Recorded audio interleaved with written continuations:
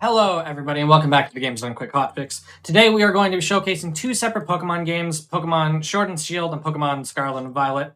Before we get into that, just a few quick reminders. GDQX will be live from TwitchCon October 20th to 22nd. The event will take place on the Games Done Quick stage, as well as streamed live on our Twitch channel. You can use exclamation GDQX in Twitch chat to find out more information and check out the schedule there.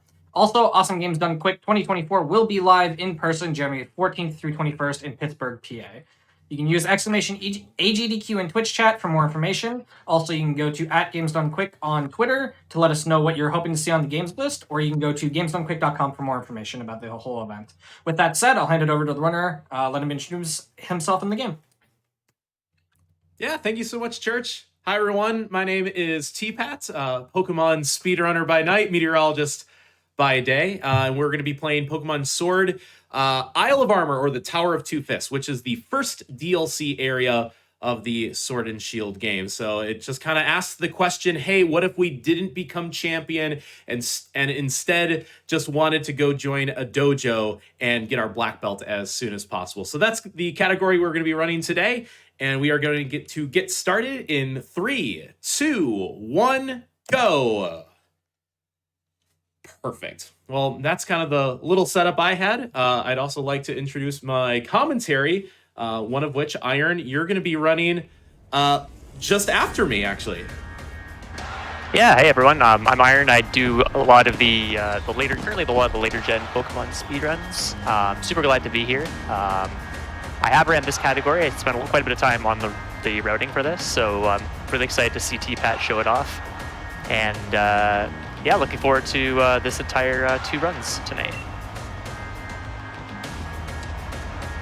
Hello, my name's Valkyrie. I have not run this category before. I've never paid for or played this DLC, but I have run this game, and I ran Legends Arceus at AGDQ this year, and I do Scarlet and Violet as well.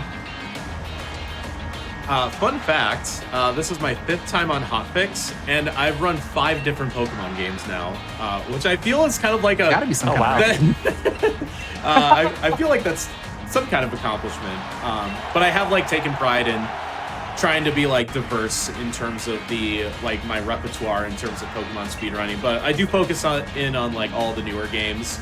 I was just kind of dipping my toes into the teal mass of Scarlet and Violet recently. Some very interesting runs there, and I'm sure a lot of you probably saw Etiquette run that on Hotfix. What was it, a week or so ago? And that's just one of those runs that's really evolving. No pun intended. But this run, even though that Sword and Shield came out in 2019, Iron, you actually said that the run got a pretty big routing update kind of recently too, and you were definitely at the forefront of that. Yeah, we'll talk about how the changes came about and what they are later. But I want to give a shout out to Spider C, who kind of spearheaded this initiative. He'll probably be in the chat somewhere. He kind of started coming up with this idea for actually an alt main for this category, for the bad ending of this category. And we'll talk about what we mean by that later as well. And then that kind of just evolved into actually working out decently for the main categories as well, which is super cool. Yeah, it is worth noting that the category is called the Tower of Two Fists. There's a little parentheses. I will be doing Get Urshifu, which is the good ending. But Don't Get Urshifu also exists, so it is kind of funny that... Yeah, I was doing some recon about what we were going to be doing here, and I went to that leaderboard, and you jokers... I never would have thought of that. Yeah, it's very funny that it is possible to trick Mustard into letting you fight the towers without actually getting Urshifu. But we're going to be doing kind of the good ending here. Set those menu options. Hardest menu in the run? It's definitely the hardest menu in the run. But yeah, this game is actually pretty classic in terms of Pokemon speedruns. So if you've been a fan of, any kind of PSR, this will feel very traditional. And that's kind of the theme of a lot of the newer games, is that Sword and Shield is very much the base.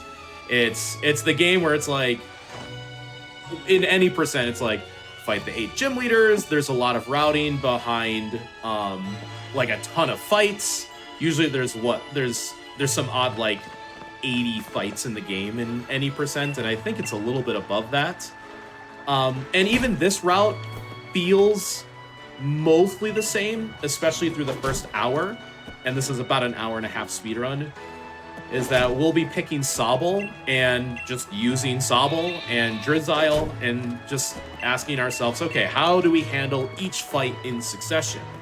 It's the back half hour where the routing challenge feels like we kind of started from the end and worked backwards to give us the required items that we need to get to that point. So we're trying to get Urshifu, which means the hardest battle in the game is quite literally the last one. It's a mirror match. So it just became this routing challenge between like, okay, how do we beat the last fight of the game? And you kind of figured out like, okay, I need to be at this level to beat that last fight, which means you needed these items, you know, these moves, and such, and we kind of routed it backwards. So that will come into fruition once we obtain Cub Food. But the first part of this game is normal. In fact, we are going to be walking around with Hop, as is tradition, through the first 25 minutes of the game. Okay, so I can talk about this. Great. Yeah. So we're gonna be going straight here. This route was designed exactly. I've seen this one before. Yeah, this route was designed exactly for Leon, because Champion Leon is like really bad with directions. So if you give him any lefts or rights, he's like, So route 1 is quite literally a straight shot, and he'll somehow get lost. I identify with that so much, actually. One of my favorite memes is like this. It's like a maze puzzle, and it's like, help Leon find his way. And the middle of the puzzle is just this incredibly big gap. Like half of the page is just like a straight shot.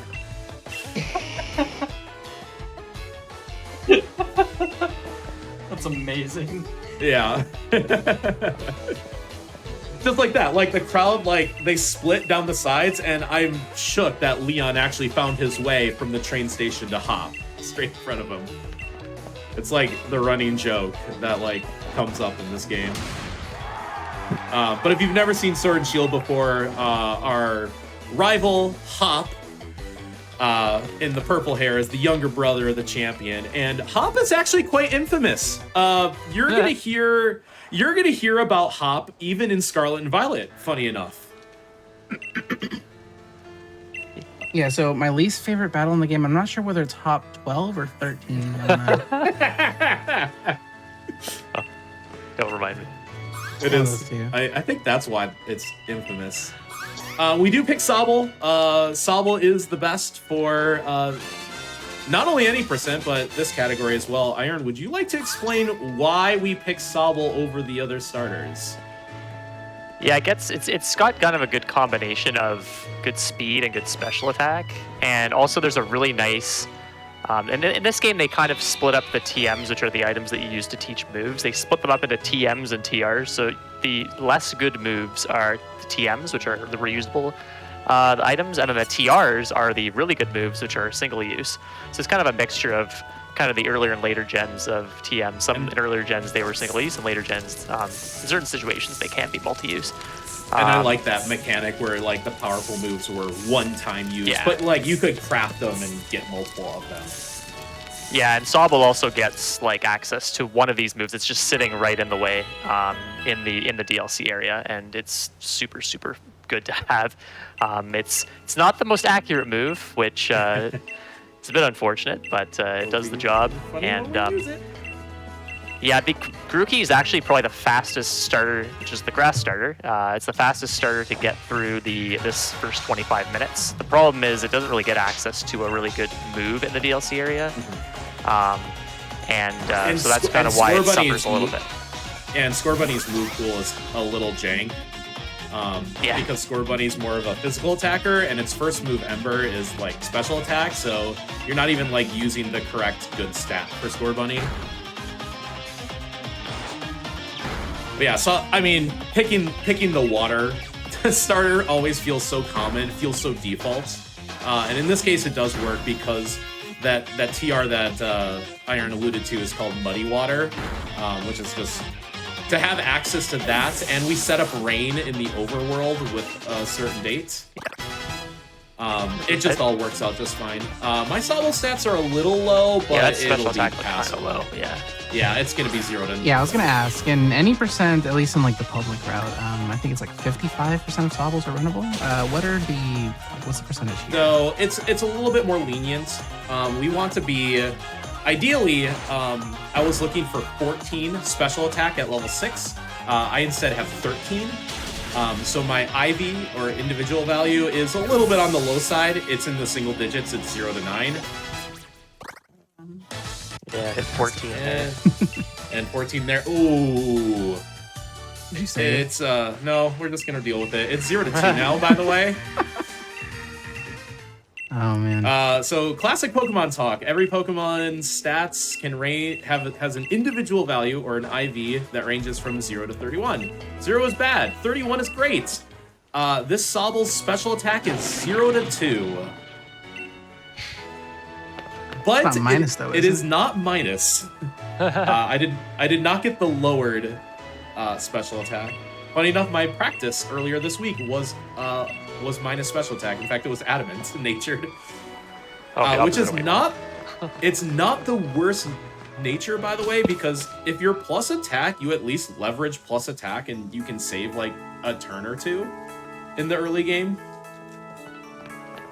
Yeah, with the tackle or whatever. Yeah. Pound. Yeah, you can pound the Nickit, which is the second of the youngster fights, and you save a turn with plus attack, which is kind of silly. Yeah, it's like that in older Pokemon games too. As Prior Leaf Green comes to mind, where modest sounds great because you're not risking your defenses, but you're taking a bit to get to that early game because you only have tackle at your disposal, especially against like the first fight and everything. Yeah, I would argue that Jolly is the worst nature for Sobble because having plus speed just doesn't matter, for this category at least. Because there's like nothing that outspeeds us except for the Slowpokes, which are always going to outspeed you anyways. Spoiler alert, the Slowpokes are very fast in this game. Got a nice time save there. We didn't see Unnerve on the Rookity. I've been getting good luck with that recently.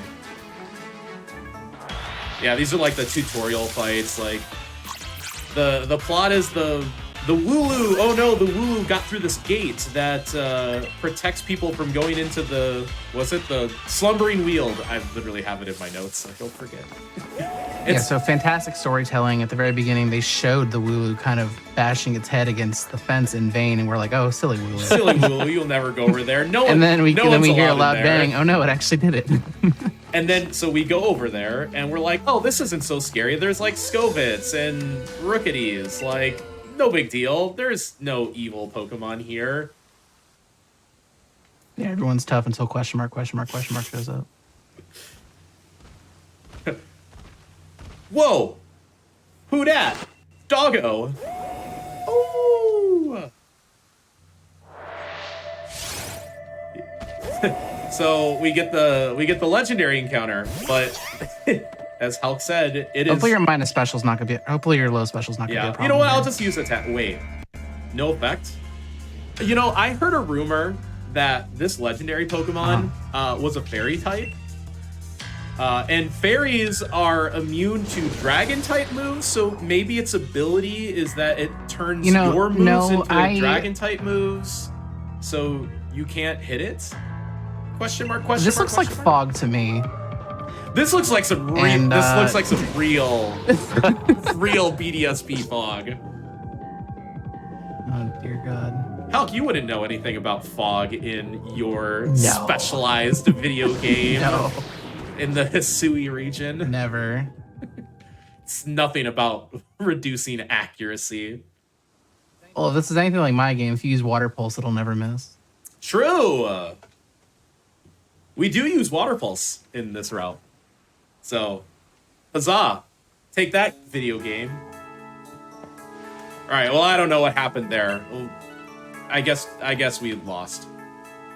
But I think I swear we will never lose another fight again in this category. Promise? Yeah. With your 0 special sobble. With my fingers definitely not crossed behind my controller. That's impressive. Yeah. There's a lot of buttons to mash. Yeah. This is very important, by the way. It is in big, bold red letters in my note. You must talk to Mum before leaving. There are some other Pokemon games where you can just leave and then your mom will call you. But this is our mum, and we must talk face to face before we leave. You are literally not allowed to pass until you talk to in Mom. Pokemon Crystal, she'll call you, but then in Heart Gold, Soul Silver, they made it to where you had to go talk to her like face to face. It's inconsistent. And in BDSP, you do, but then we choose to also go back. My funny little joke for BDSP is that you set the date to like a low encounter day, and it just so happened that I would pick my mom's birthday. So when I would talk to Mum... Wooloo, where are you at? Yeah, no Wooloos this time. Yeah. Unfortunately. Sad. Please don't be level 3. Okay, it's level 3. I boy. have to open my big meow. What should I do here? I'm not fighting the Onyx, I'm telling you that. So Spider, who I mentioned earlier, he made a really elaborate table indicating, based on your first catch, what you do. So what we're trying to do is we're trying to hit a certain level before getting to the DLC area. And so in this game, you did that in earlier games, I believe I'm not sure which gen it started. I know you do it. It's in Let's Go because that's where most of the experience comes from. But you get experience for catches, so you might be catching multiple Pokemon in order to get that level that you need, or defeating them. But Sobble typically wouldn't really go for KOing them because it is faster just to catch because the catch rates are pretty high. There's a big catch bonus for any Pokemon that is under level 20, and the lower level they are beyond that threshold, the higher the catch bonus is. So at level 3, I think it's upwards of like 95-96% chance to catch from full health, and like a level 6 is still like 90%. So we just take advantage of that catch bonus. Funny enough, we want to gain experience because there's a catch penalty mechanic in this game. If your Pokemon that you have out in the field is at a lower level than the one you're trying to catch, Sword and Shield imposes a massive catch penalty. And it's significant. So we can't access the DLC area until we catch a Slowpoke, and it's a level 12 Slowpoke. If we try to catch that Slowpoke while we are level 11, it is a 9% chance. At level 12, it gets boosted to 55. So the catch penalty hurts us by more than 5 times. Which is ridiculous. So the whole point of our early game experience is we want to hit level 11 on our Sobble and then add this rare candy I'm about to pick up onto it. And that hits us level 12. Which will allow us to catch the Slowpoke unless you are really feeling brave. That has to be one of the most convenient rare candies in Pokemon speedrunning. It's just like right there. And no matter whether you run the category where you just, take off immediately or you play any percent, like it's so accessible so quickly. So ideally I would have seen a Wooloo. If you catch 2 Wooloos and their levels add up to 9, you are automatic, you get enough experience. So I'll probably have to catch like a couple of Choodles. Yeah, so the table says catch another Squavit, and if it's level 3, you have to KO another one, and then catch Choodle, and you catch Choodle no matter what. So, but you'll figure it out. You do you. I'm gonna do something different. So usually what happens is Wooloo is the lowest spawn rate on Route 1, though sometimes they spawn in clusters. So typically what happens is one Wooloo spawns, and then you'll catch a static level 8 Choodle on this route after the hot fight. And that's just like enough experience. In fact, a level 3 Wooloo plus the Choodle is enough EXP. So in this case, since I just caught a Scovit, I might just catch a random Choodle and then the static one and be okay. Ideally, you only catch 2 Pokemon, but I have no choice. I'm going to have to catch at least 3. And I don't want to catch any before, otherwise they'll be in my party and they'll gain levels in the next 3 fights, because there's 2 youngsters and then the hot fight. Yeah, something that started in I think Sun, Ultramoon, or even Sun and Moon, is that it's not slow to like run directly in trainer vision anymore. Because before you had to deal with like, you know, them walking up to you and talking to you that way, where it's faster to talk to them. No matter what you do, and no matter how you interact with the trainer, at what distance, whatever method, it is the same animation, so you can just run directly in their vision and it's fine. Oh, it's so sad. My low special plus level 7 means this is a 4 shots, where sometimes the skill bit can be at 2 shots. Yeah, get a little late after the Wooloo catch. Yeah. Oh, well, like, this is just, like, we're not at risk or anything. In fact, I'm more likely to get torrents on the Nickit now.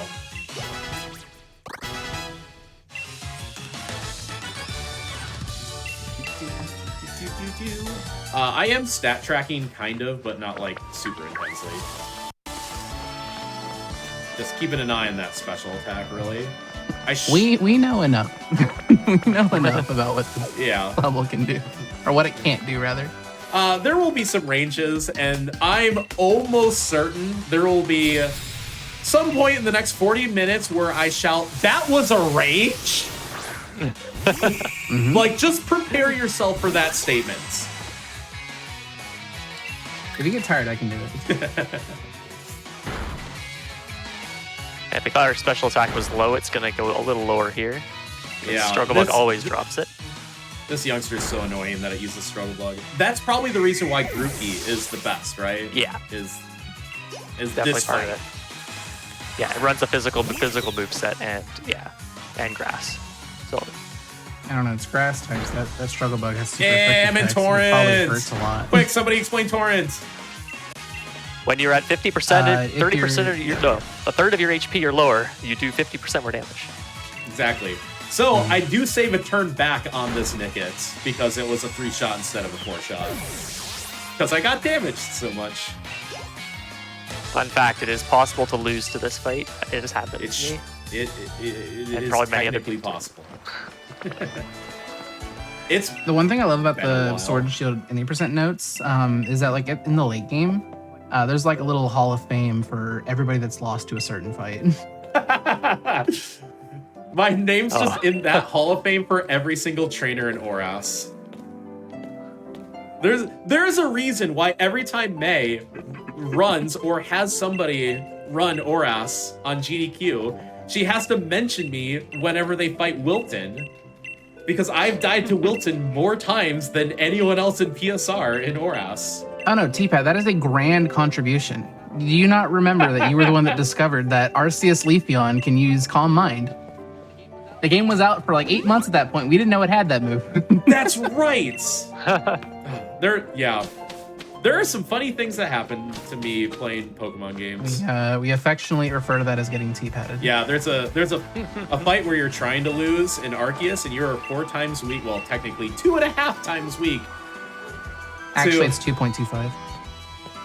What? Really? I don't make the rules. Dude, I just report them. today I learned. But anyways, you are supposed to be 4 times weak to a grass move, and it should always kill you and always go for it. And then the first time I tried to fight, it used Calm Mind. Yeah, like there's a couple of us that have run like the game like religiously, like dozens and dozens, like even like maybe hundreds of times. We have never ever seen that before. And then like right after T-Pad had that happen, me and this other person saw it within a week. Yeah. So we unlocked the time loss for the rest of us. Thank you so much. Okay, I'm not even joking here. I did so much damage to this Wooloo, I thought I crit.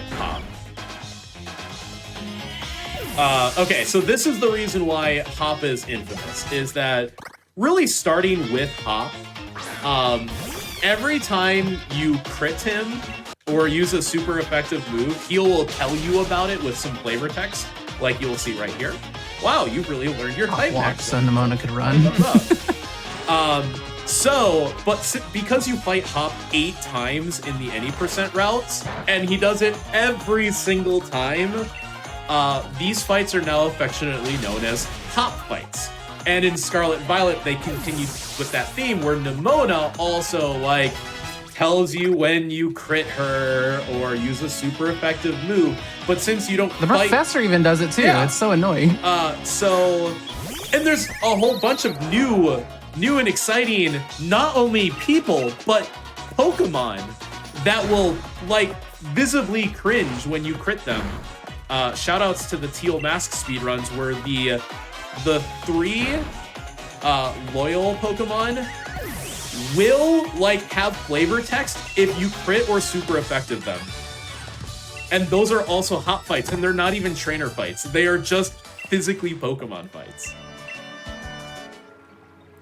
Yeah, that runs full of flavor text. I mean, So the series had to expand and evolve, and that was was a feature they decided to add. I don't know. So just to prepare myself, Iron, are there a bunch of hot fights in your run?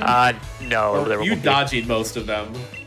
No, there's very little flavor Yeah, text, and they really only Nimona fights they on really only the added that for the Victory DLC. Road. Yeah. There's a bit in Victory Road. That's true. Yeah, when you fight Nimona.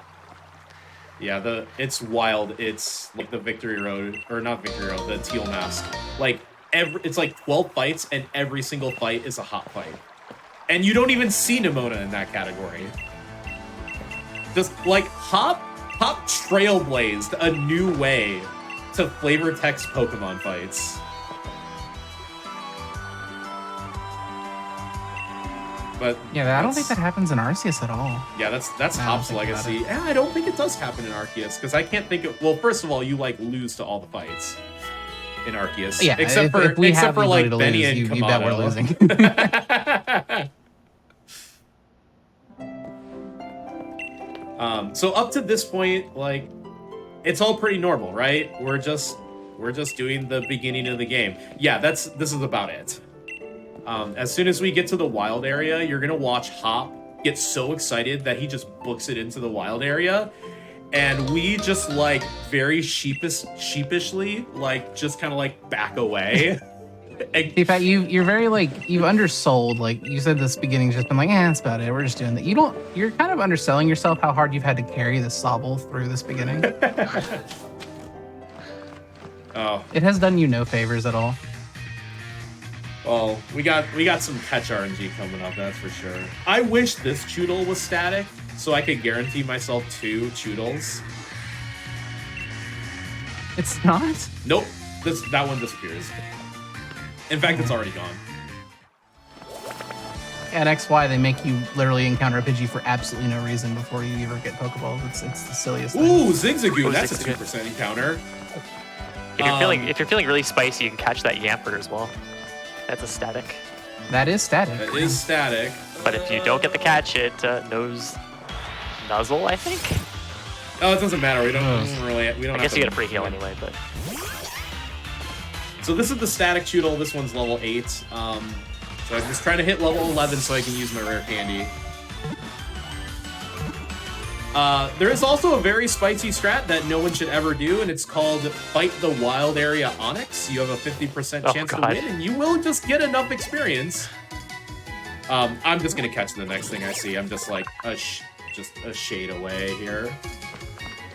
yeah, that Onyx. When I ran this before we did what the new strats are, that Onyx. I was gonna say killed, it will like, ideally be another 50% of my Choodle. runs at least.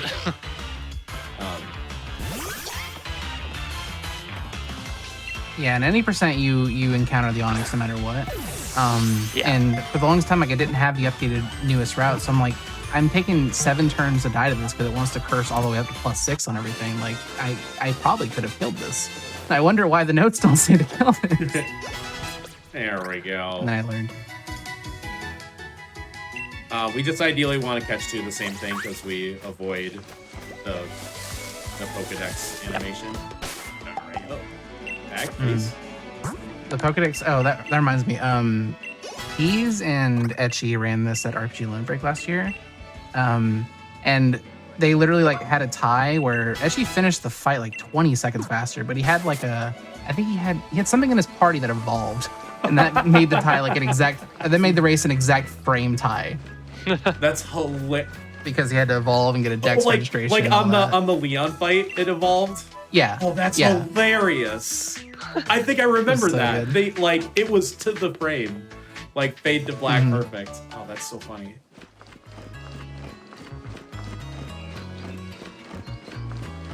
Yeah, because I think they submitted the race in 2019, 2020, but then the pandemic hit and the event got pushed back a few years. But they kept a lot of the runs, and Keys is like, I don't think Keys was very confident in how he's going to do. But I think tying somebody that holds the record for pre 1.2 or whatever is pretty good.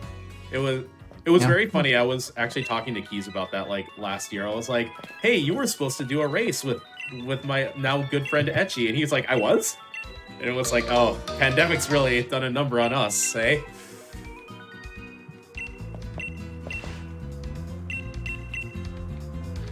All right, we're coming up on the point where we're going to diverge from Halleck's knowledge base on Sword. There's no Avery here, right? I've heard terrible things about the Avery no, character. So I'm running sword. Okay, good. I used to run shield. I kind of like champion just being like the physical cartridge guy, and all my times were slower. Ever since the Let's Go tournament, It's a power move. Yeah, ever since the Let's Go tournament, I took the training weights off, and I was like, "Whoo! Now we can go through some world records here." Have you gotten digital for Scarlet and Violet yet? Not yet. That was actually the plan this Thank God this you didn't. weekend. Because as I If was you were to buy it now, it's going to be 2.0 or whatever. Yeah, as I was learning Teal Mass speedruns, I was still on physical, and I wanted to learn the run enough to be like, okay, I'm feeling comfortable that I can buy the game digitally and start pushing for record, but I'll never beat Crisis because... Well, your time is Crisis. very good for what it is, so... Violet and physical. Yeah, that... I can't tell you how many lag spikes there are in Scarlet and Violet, but let's just say there's a lot. That's just a preview for the next hour. In an hour. You're really hyping it up Yeah. here. You're putting in a good word for Listen, it. Our main event. The main event. Will we get the 2.5 minute load time at the Poison Base? Stay tuned and find out. Oh yeah, Hop just like booked it for the wild area, and this is where we're just like. Okay, so this is where it diverges from 80%. So we're heading back to Wedgehurst, and here's a new character that only shows up in the DLC. This is Clara. In the TCG, she allows you to take 2 basic energy cards and 2 Pokemon from your discard back into your hand.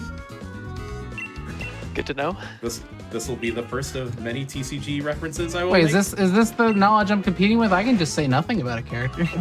I can do that. See, Slowpoke looks like it has a really bad headache with that yellow on He its kind of has forehead. like I a feel yellow bad for beanie it. if you look at it, right? Maybe. You want to talk to the Slowpoke from like below it, like from the south, because it will turn to face you. So if you talk to it from the north, it has a really slow like turnaround animation. I did okay. This is a 55%. Faster than me, by the way. I failed the coin flip. Yeah, at least it's not like as like I don't know. There's so much despair I mean, whenever a no-shake break is technically optimal if it wants to break out, because then I didn't waste any time watching the Pokeball shake. Whoa, Excuse? Hello? Are you sure it's 55%? I'm level 12. When I was learning, there was one time I was level 11. I was like, oh, no wonder it's breaking out all the time. 54.7, but yeah. How many Pokeballs do you have? Well, Leon gives you 20, so... Okay. Hopefully we won't need all of them. Yeah. So I was gonna say, there's so much despair in Scarvite because like. Oh no! Oh no! No!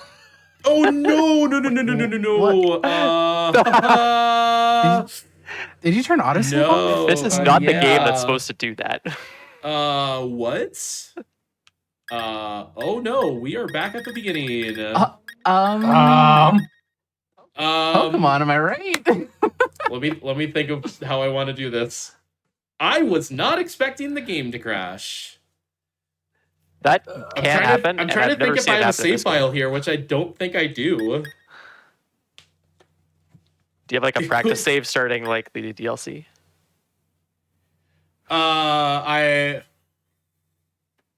I'm like thinking about this. I might on Violet, but I don't know. By the way, failed that catch. I failed that catch 5 times and the game crashed.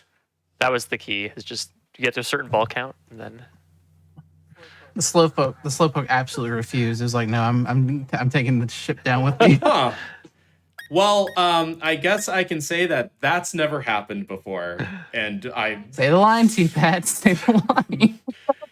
and that is the honest truth there. I'm not sure how Tech would like to handle it because I would hate. Oh, that's a good idea. Maybe you could, Iron could even run now while you play through to get back where you were. That's what I was going to suggest.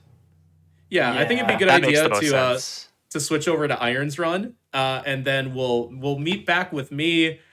Oh boy, where the game crashed. All right. That's an interesting way to transition to games, but we're gonna take a quick break, everybody, while we get Iron's game set up. Just a quick reminder before we go to our break. Games Done Quick is hiring. If you are a business developer or have experience in recruiting sponsorships and would like to work for GDQ, you can apply at gamesdonequick.com/jobs. We're going to take a quick break while we get Iron's run set up, so we'll be back in just a few minutes.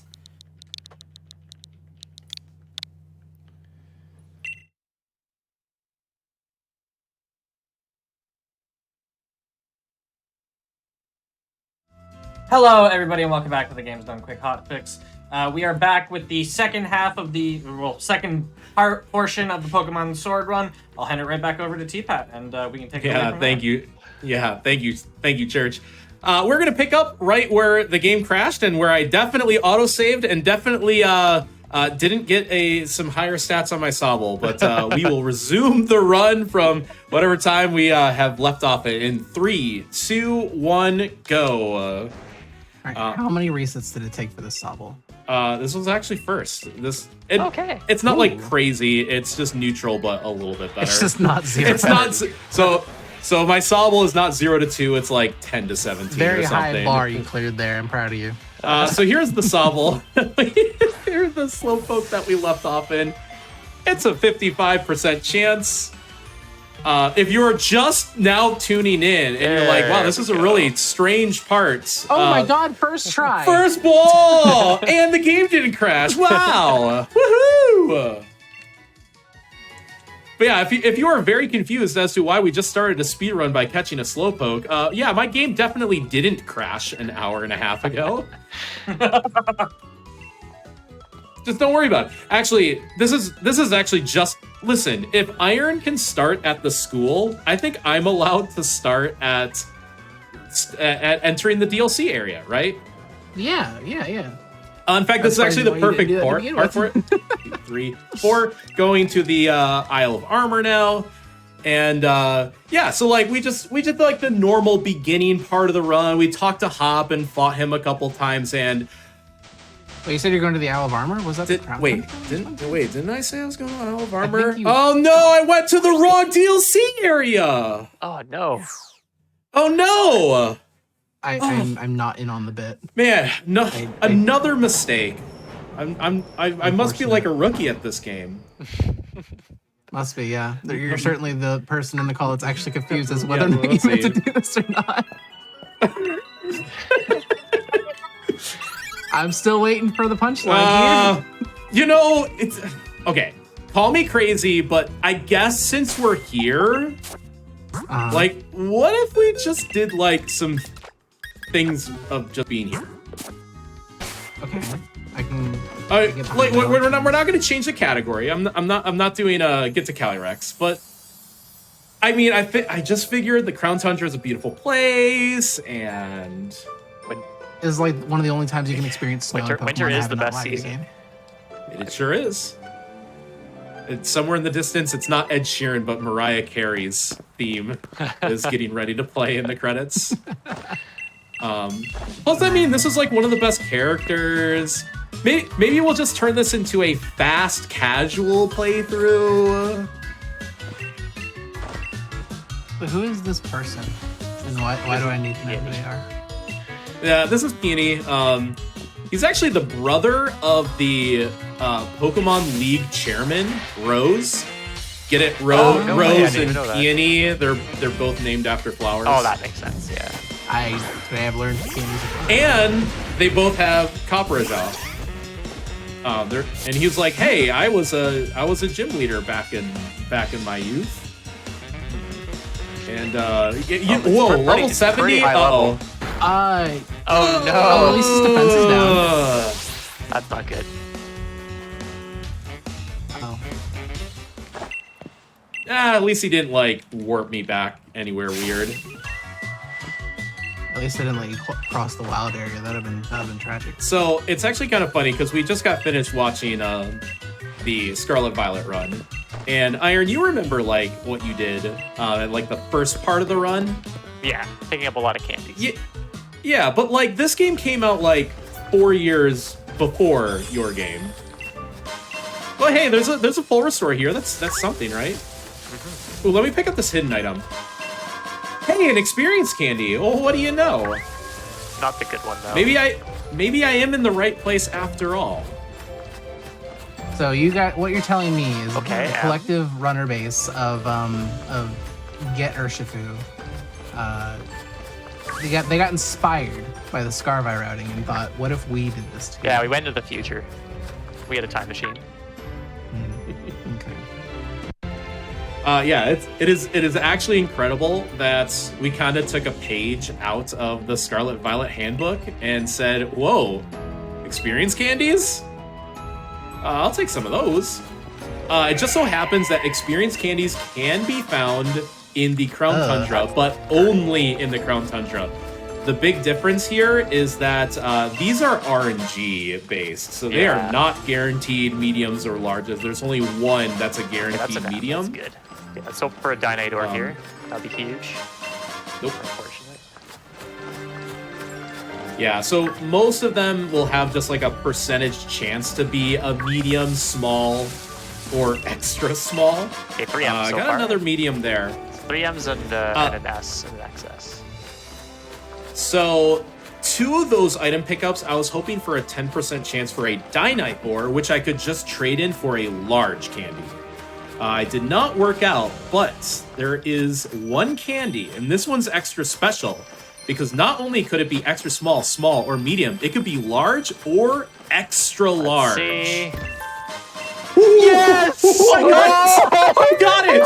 I got the extra large! This is incredible! I went from having the worst luck in this game to having the best luck in this game. That's silly. Oh no, you ran into a jinx. That extra large is a 5% chance to spawn, and if you get it, it saves 3 minutes in the run. Well, that'll make up for our tech issue.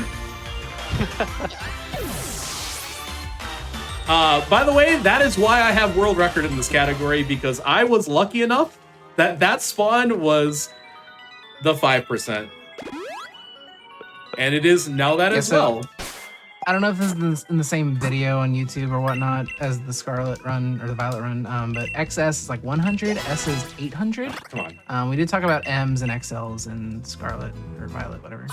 I tried to use all 3 candies at once and didn't take my input. Just to recap, M is 3,000, L is 10,000, and XL is 30,000. That is a lot of experience. It has so many more benefits than just more experience, too.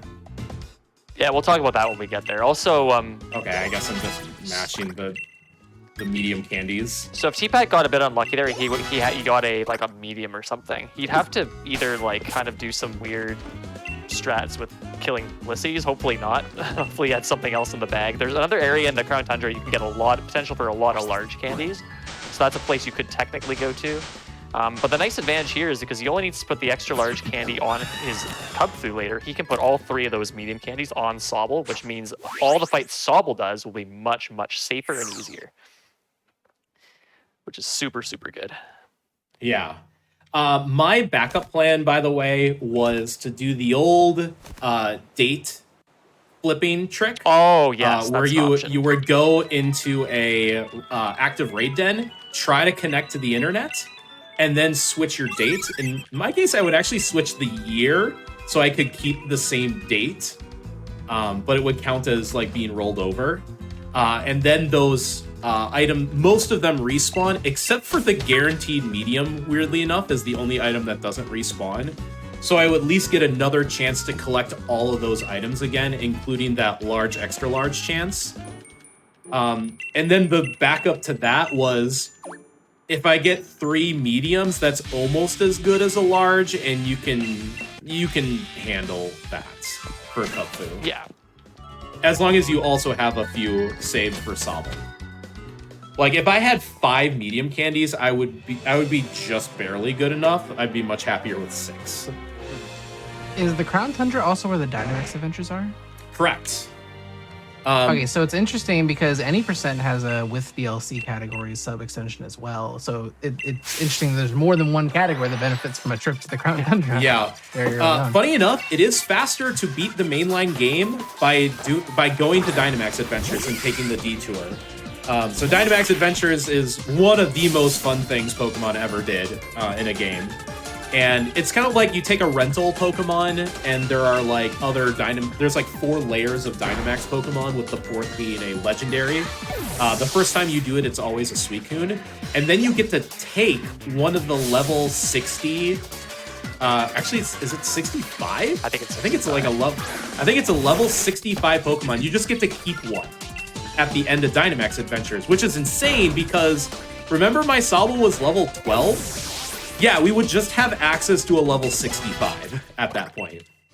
Yeah, the only way this game has ever been beaten under 4 hours is because of that mechanic. Yeah, it's a huge detour, but you save all of that time back.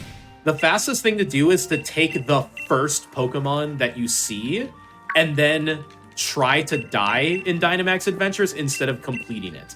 Otherwise, you're doing 4 Dynamax Adventure fights instead of just beating one and then dying to the second one. The Suicune is 70, but the random Pokemon are 65.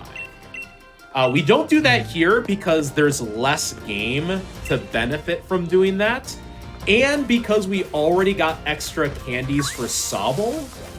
We already have a benefit for Sobble, and in this case now Drizzile. Whereas before we would have had to do that clear fight at level 12. In that case, I was already 23 in Evolve, and I'm already one-shotting most of the things. So doing that detour for a 65 is not worth it. It's kind of like not taking the claw. Yeah, just to bookend that thought, the current world record for any percent with DLC, I think, is by Huma's DS, and it uses a Crocodile that came from the den. Yeah, it's like Crocodile and Galvantula are like some of the fastest things. Yeah, there's like a whole tier list for like the best mons you can do any percent with. Like, I think Shield's record uses Exploud, which is kind of an odd one, but that's kind of wild. Oh, Boomber sounds like it goes hard. There's also some very weird ones where, like, you know, like the middle evolutions, like Grovyle, for example, are actually better than Sceptile because their moveset and ability is better than the the fully evolved one. It's very you guys weird. Just covered that shield run on the podcast, did you not? I think I remember. Yeah, this. I think so. Yeah, okay. That's the podcast, by the way. Yeah, on the PSR TV channel, twitch.tv/Pokemon Speedruns TV, we host a monthly podcast where we kind of just go over updates and things going on in the community across all our various communities, because we've kind of split the communities up in terms of Discords. So we have the Game Boy games on one, we have the DS games, 3DS in a separate one, the Switch games, and obviously all the side games like PMD, Pokemon Snap, and whatnot. And we also go over various noted runs like world records, interesting new routes. We invite guests every week. It's a lot of fun. Yeah, they cover every 5-minute PB I get in Catch 'em All. I love it. Yeah, it is so fun that you guys get to really highlight like everybody's success. You know, not like you'll have like the featured, like, you know, this was a crazy world record that happened, but like even just like PBs are like notable for the podcast. So it's great that, you know, everybody gets their chance in the spotlight. Yeah, so shoutouts to if you're not following any of these guys, Tucker, Larat, Etiquette. I'm sure most of you follow him. as well as Jordan97, where we host the podcast. So it's been a lot of fun. It's funny also. It's funny. I should also, actually think. Sorry, T-Bot, before you go I on. was gonna say. It's funny you mentioned quickly the move sets on the second stage mons in Dynamax Adventures are better than the third stage. That's something that seems to be carried over from Pokemon Stadium in the rentals. That's a great point. Yeah. I was just gonna say I have to thank you guys on the podcast because I was being very procrastination heavy in uploading the VOD of my world record run for this, and I got a message during the podcast that said, "Upload your video, please." so thank you for the nudge on that one. Yeah, this mustard fight is it looks simple, and it is because we are now level 24. If we didn't quite get enough candies, because like we take that detour into the Crown Tundra to get at least a large candy for the Cubfu. And then anything else that we pick up along the way is just beneficial for Sobble. And we get one guaranteed medium, but we would really like 2 mediums and a small. And that kind of hits us at that like minimum threshold where ranges start to disappear or become a lot better. So I believe for this fight, we're like level 22, but I'm already 2 levels above that because I got the 3rd medium. Yeah, these fights were pretty brutal before we went to the Crown Tundra. So initially what we would do is we would fight that infamous Onyx, which Halkari was talking about earlier, and we would have to beat it. If you're going for a PB, you're probably about less than 50% to win that fight because it has 2 moves that can KO you, and it's faster than you, and you 2-shot it usually. Sometimes even 3-shot it. And that gets you the levels to catch the Slowpoke, and then you might have to make a detour to grab some X items in Motostone, which is the next large town, which you would generally go to instead of going to the DLC area. And then on top of that, you'd have to use a bunch of X items in the fights against Mustard and the first fight against your rival. In Shield, the first fight against Avery is particularly bad because you pretty much are outsped by his lead, and it knows a move that can confuse you. Sure can. It's pretty brutal. Man, I feel like I hold the record for most deaths to Avery all time. I made a pace spin tracking, like before, this is before the Crown Tundra, and I was tracking all my deaths. So I'm going to pull that up now and give you some sort of stats on what my deaths were. But as you can see here in the run, you can kind of explain what's going on. We're kind of given 3 sort of tasks to do while we're here. And the first one is to catch these Slowpokes, which have stolen Claire's uniform. And they're very fast Slowpokes, which is very interesting. They're very fast. They're almost as mischievous as the Loyal 3 in the Teal Mask.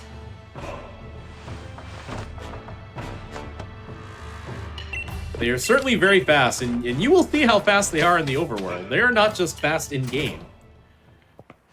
These are speedy fellas. I'm just saying they gave Toadstool a new name just because they gave it feet. They could have just made these guys like fast folks or something. Like, they could have changed the name. Nobody would have cared. Also, fun fact: these Slowpokes are holding Slack berries. The reason why I know that is because don't get Urshifu, the bad version or bad ending. It's not the bad version. It's actually the better version because it's faster. There's been so much activity in alt mains, and Grookey is actually pretty fast as an alt main. It's not as fast as Sobble, and it uses knockoff. So you actually see get the text for knocking off the berry. Oh my god. Look at that. Look at him go. Yeah, he's schmooming. So before we do fight, this was, if you remember this from a long time ago, this is the TR that we pick up that makes Sobble the best starter. Yeah. I do remember we talked about it a couple hours ago. Nice to see that finally pay off. Yeah, and the date that we've chosen, which is October 19th specifically, makes it rain here, yeah. is so that we get rain. So that way we get there we go. So that we get a 50% boost to our water moves. It's a 50% boost for it being stab. But Muddy Water is how accurate? 85? 95, I think. I think it's 85. It's definitely not 95. In my world record run, I missed 4 out of 5 at one point. including 3 in a row. So, yay. We have to... It is 85. Its power used to be 95 until Gen 6. Buffalants, by the way, are very scary.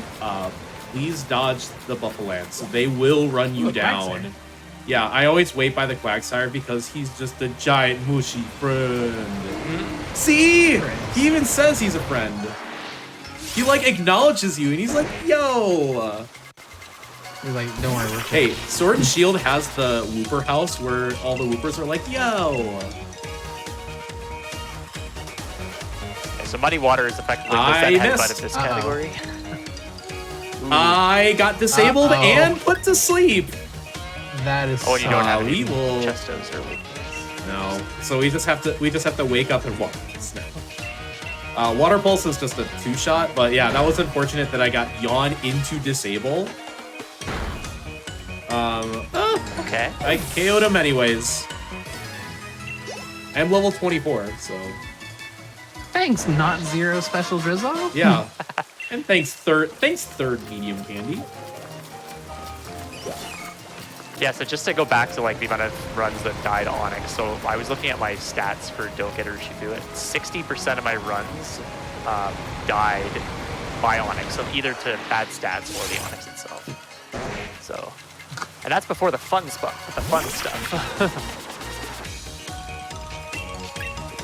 Yeah, at least that's like 30 minutes in. Yeah.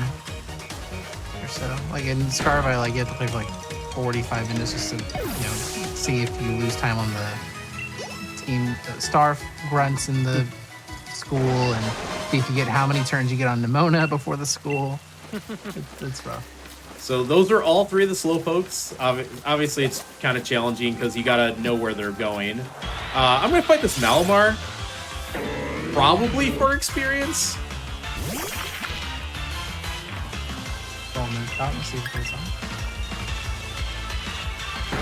I think you have stronger water moves than that. It's okay. It's okay. Oh, Torrent Muddy Water would kill that.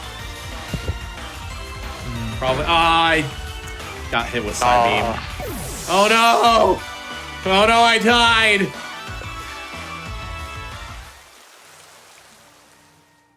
Why is this a bit in like every single Pokemon? I sure hope Fuecoco wins this battle. And Lechonk. Or Lechonk. Shoutouts to Lechonk. Shoutouts to Lechonk. What a trooper. It died a lot of times in my run, but we very often use it in Scarlet Violet runs. For a fight that we can lose and proceed the plot, we just send it out as our only Pokemon and just lose in one turn. Would you like me to pick the Squirtle or Bulbasaur? I'm a Bulbasaur fan.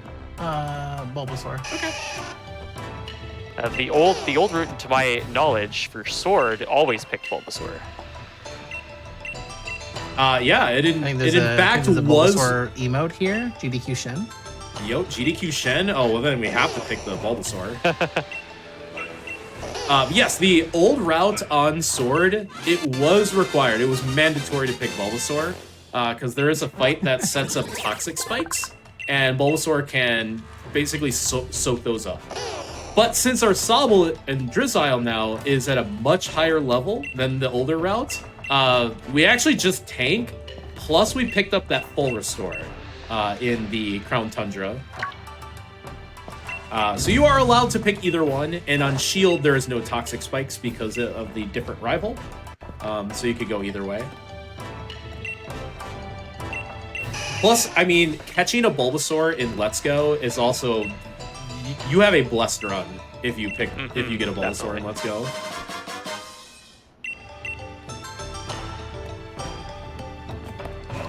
So now we are on to the second challenge put forth by Colonel Mustard.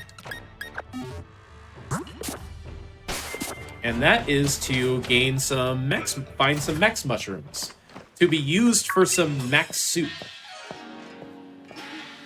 Of course. Yeah, that's right. Max Soup is something that you can make in this game to change a Pokemon that has a Gigantamax form but cannot Gigantamax into a Pokemon that can.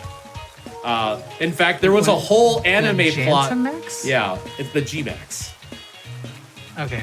In fact, there's a whole anime plot. Like Ash's Gengar couldn't G-Max, so they had to go get some max soup, so it could. And that's just what we're doing now.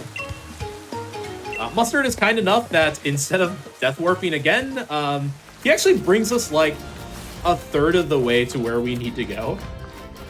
So that ends up being a pretty useful cutscene.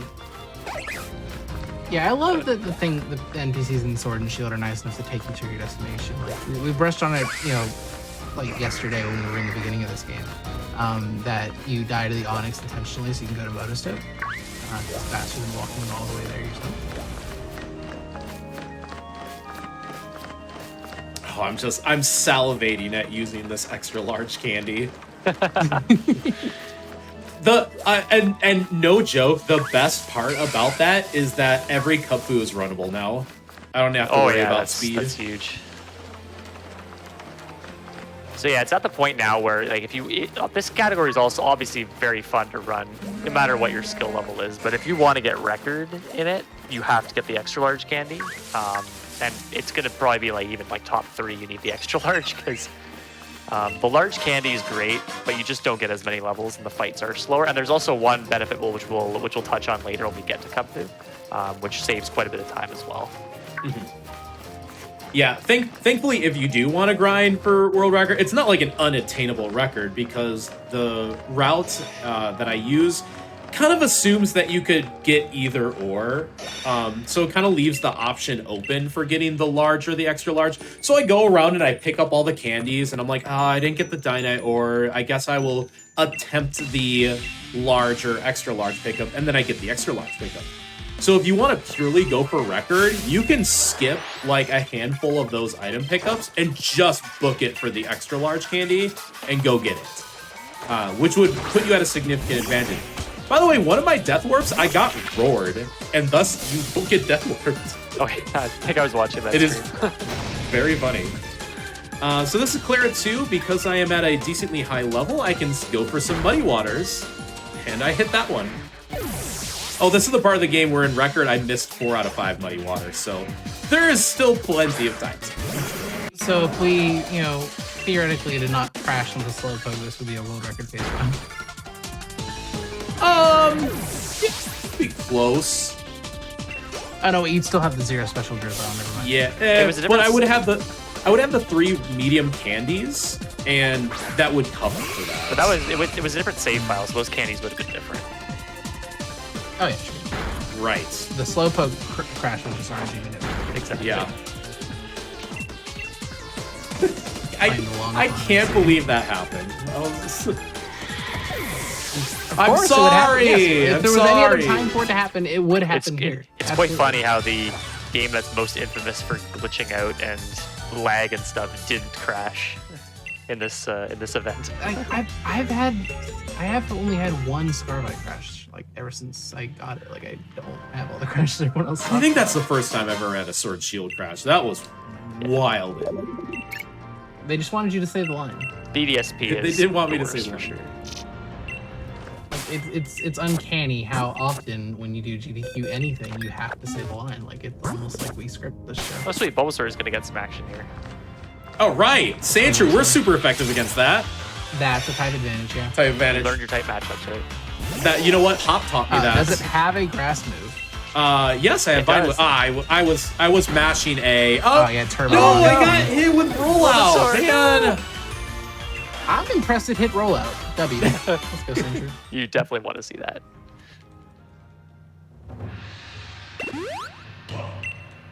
Sandshew's got a bunch of good moves for death warping, which is what we did here, obviously. But it just needs to hit them.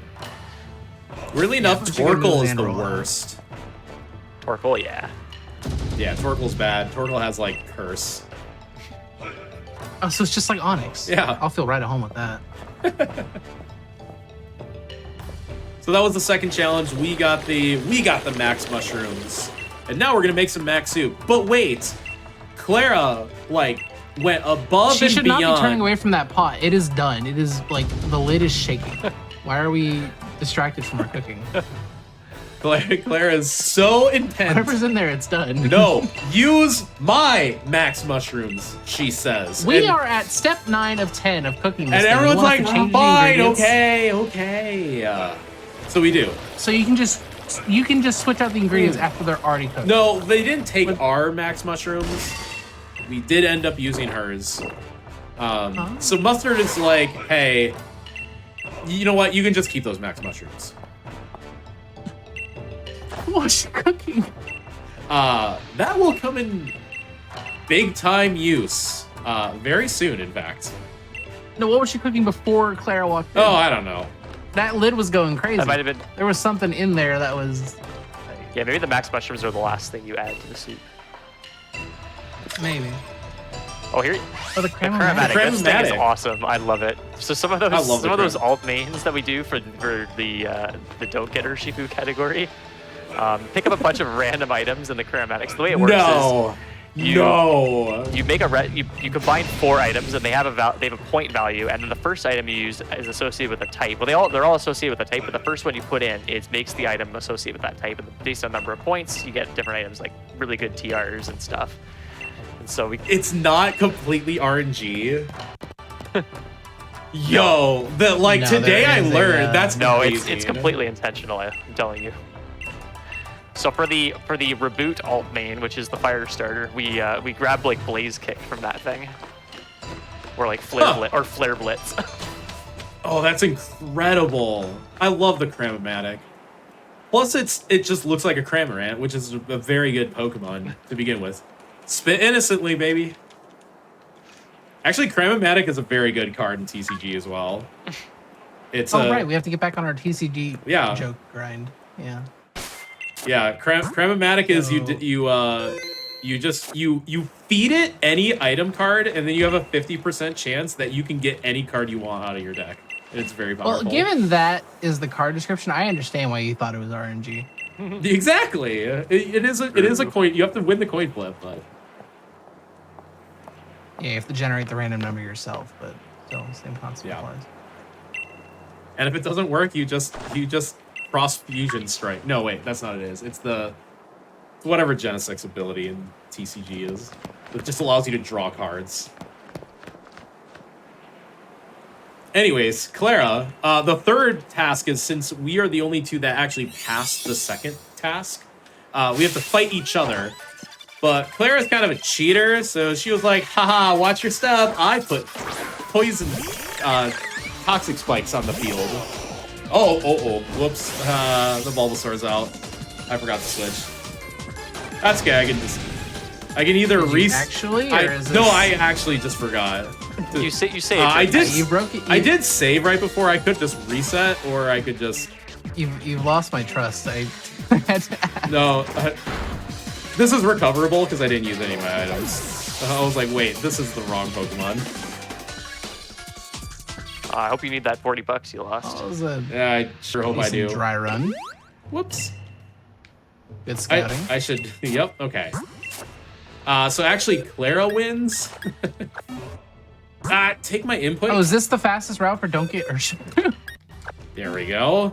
Because she gets the cup, I reckon. Sorry, I was making TCG references. I forgot my menu. Okay, now I'm going to save the game. Because if I get a nasty like quick draw crit, I actually could die for realsies. That was unintentional. That was my bad. So for the people that are watching that may not know, certainly everyone here knows, but what does quick draw do? Quick draw is the Galarian Slowpoke's signature ability. It is effectively like having a Quick Claw equipped, so it is a 30% chance that the Pokemon will just get to go first. So both Clara and Avery, the Sword and Shield rivals, both have the Galarian Slowbro as their ace, so they both have access to Quick Draw.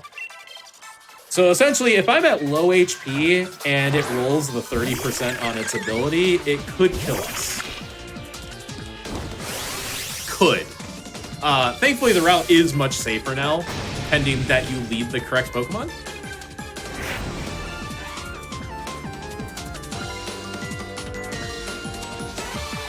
So, haha, that was just practice, Clara. Now time for the real fight. Oh, I can see how Avery's a very frustrating character if this is the same thing you have to deal with him. Yep, exactly. Because, like, imagine the character doing this to you, but they're not even, like, a good person.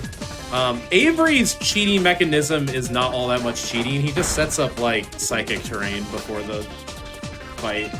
And it's like, oh, yeah, he plays okay. more of the mental game, it seems. So we use that full restore. That takes care of the toxic spice. Poison Fang is still 50% to poison.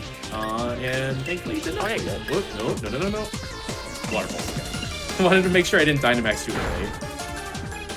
So are you going to be Dynamaxing this way? Yes. Okay. Yeah, I'm just gonna... You can actually skip Dynamax in Sword only. So we talked about the different rivals. There's Avery in Shield, and he has a Pokemon called the Swoobat, and that is the reason why you cannot skip Dynamax in Shield.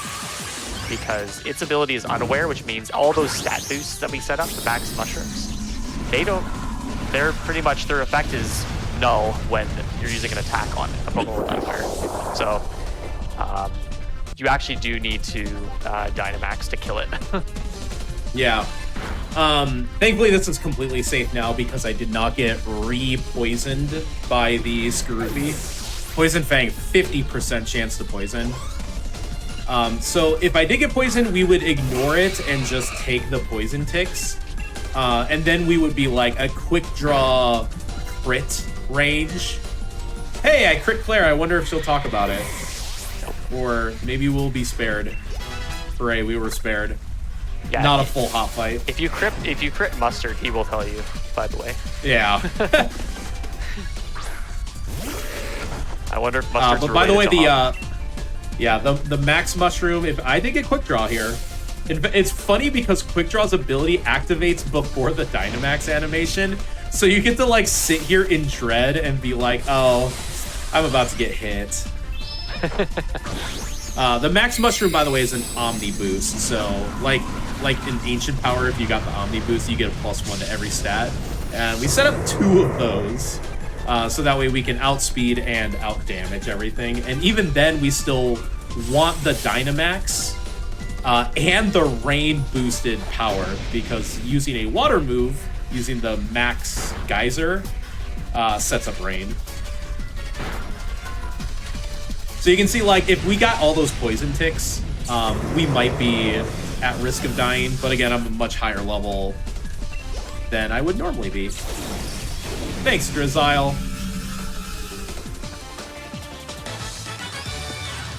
Yeah. All right, that's Drizzile's last fight, so put in some work.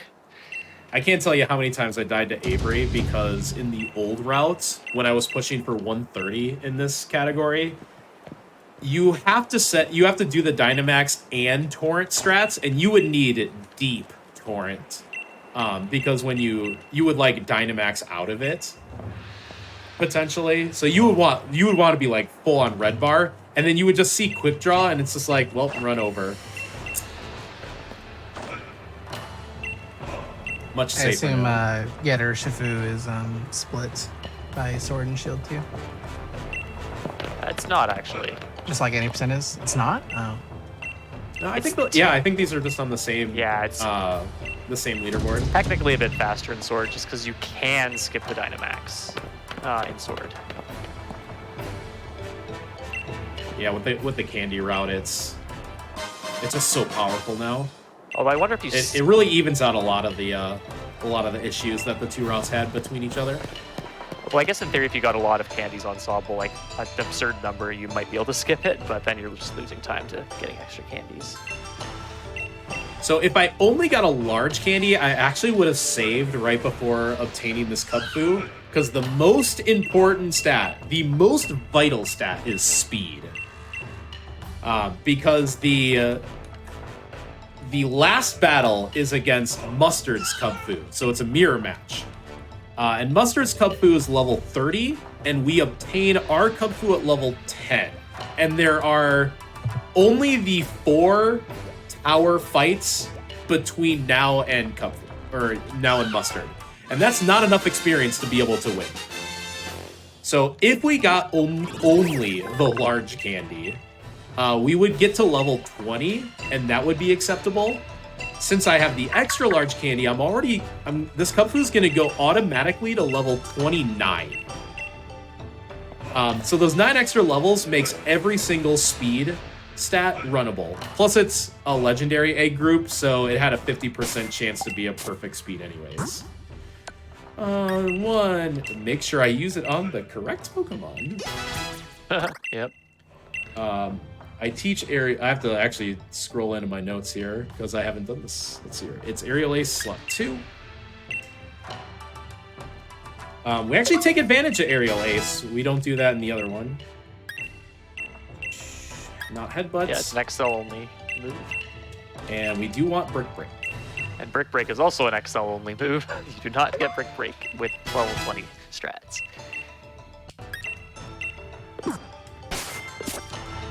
There's another move. Well, there's another 2 moves actually we're gonna have on Cubfu if we were level 20. We can maybe talk about that if you wanted to mention something quickly first, T-Pat. I was just gonna say the objective here is that we're not quite allowed to go to either the Tower of Waters, which is over there, or the Tower of Darkness, which is the one we will be going to. The only requirement that we have from Mustard is that we have high friendship with our Cubfu. So we have got to get to that like level 2 friendship, which if you played a Pokemon game, if your Pokemon kind of wiggles and it's like, I would like to be petted, yeah, that's the friendship threshold that we want to hit. There's a handful of things you can do to increase friendship, but the main one that we take advantage of is leveling up. Leveling up offers friendship, and since we gained not 10 but 19 levels, we are already at a big time head start on the friendship boosting. And then like the other members of the dojo were tasked with going around the Isle of Armor and being like, hey, go find some like scenic spots to, well, boost your friendship. At level 20, we would take 3 of them. With the XL candy, we only need to do 2 of them. And since we are walking around the region manually, having to only do 2 instead of 3 of the friendship waypoints is absolutely massive. It's where the biggest sorts of time save is. Yep.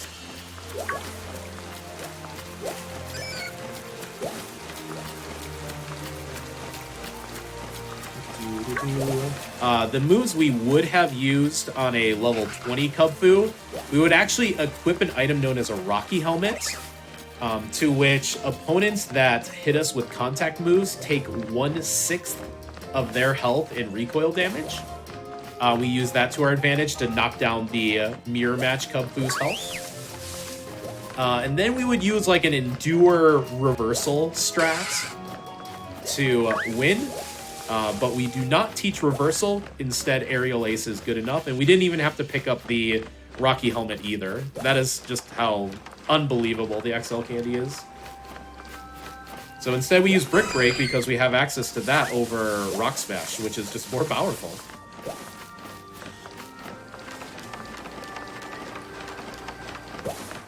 You can tell we didn't get access to Fly. We didn't even get access to the bike. Getting to these waypoints is something. We'll be making this movement a second time because there's the Tower of Darkness.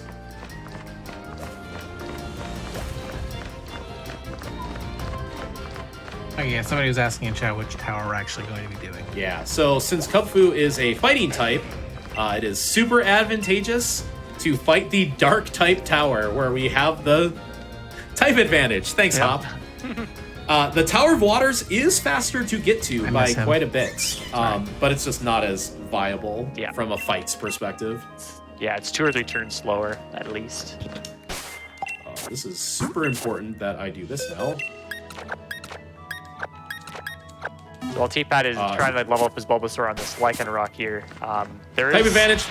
Yeah, Type that's advantage. true. Yeah. There is, we talked a little bit about the don't get Urshifu category, which unfortunately releases the Cubfu in order so that we can do the tower, whichever tower we choose, with our starter, or whichever main Pokemon we've used as our main thus far. The fastest... I'm getting roared.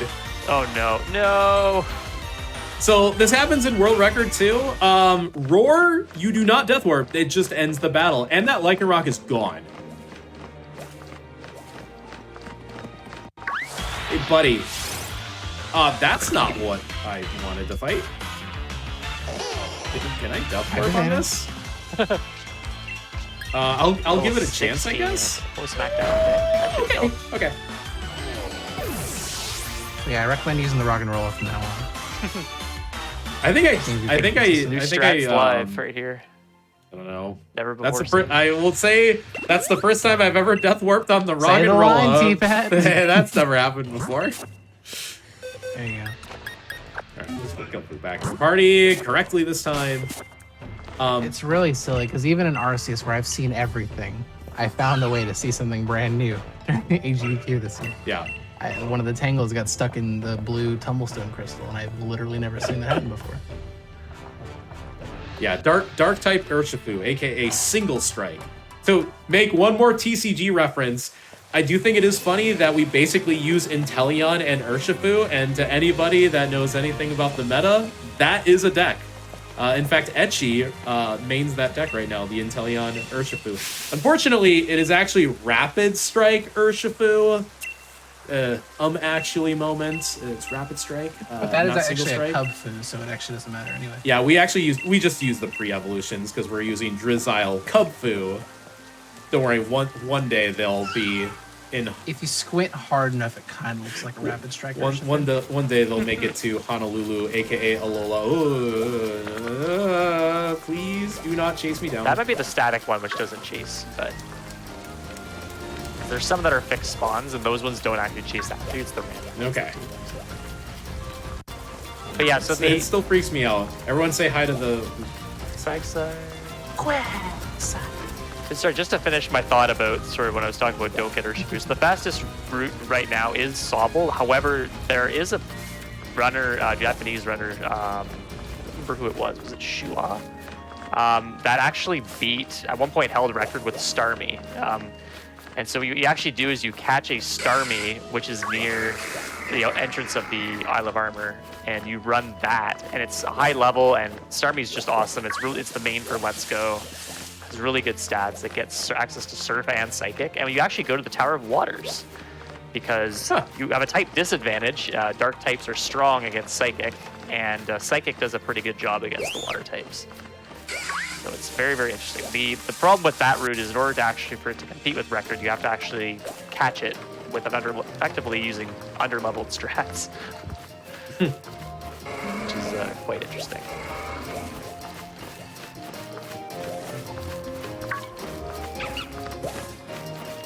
We're heading off to the Tower. That is an Waters. entire Drapion. That's spooky. If it's a Drapion V, it definitely handles Mew very well. Okay, I'm sorry. It was just one more TCG run. No, I was promised TCG the entire game. Yeah, I was ready. Etchy would be proud of me. He's gonna look back on this and smile. He's not already. Or he's gonna I laugh think at he's the game streaming crashing. So here we are, Tower of Darkness. All right, let's pull up these XL strats. If the lights are not off on the inside, I'm gonna be very disappointed, and I'm gonna request they change the name of this tower. Well, there is the solar eclipse that's happening on Saturday, so does that count?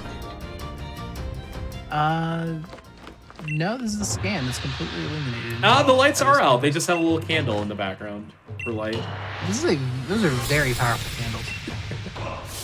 By the way, that's a real life fact. There is a solar eclipse this Saturday. I'm very excited. I want to see it.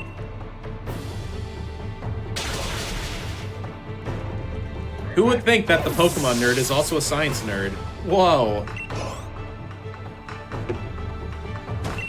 Yeah, I think you mentioned at the beginning of the run that you were a meteorologist. Yes, something like that. Something like that. We've mentioned weather once or twice in our video games. It's nice to have somebody to message when there's a tornado in this where I I live. literally get a message from Valkyrie that says, T-Pat, am I going to die? And you're just in the middle of the tornado warning.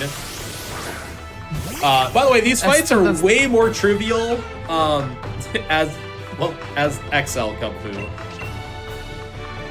Yeah, we're just Usually we would be like maybe rock 20 of those, smashing right? twice or using some kind of like endure, reversal strat. Reversal being a move that is higher power the lower HP, and if you're 1 or 2 HP, the base power increases all the way to 200, which is used. But in this case, we don't need it.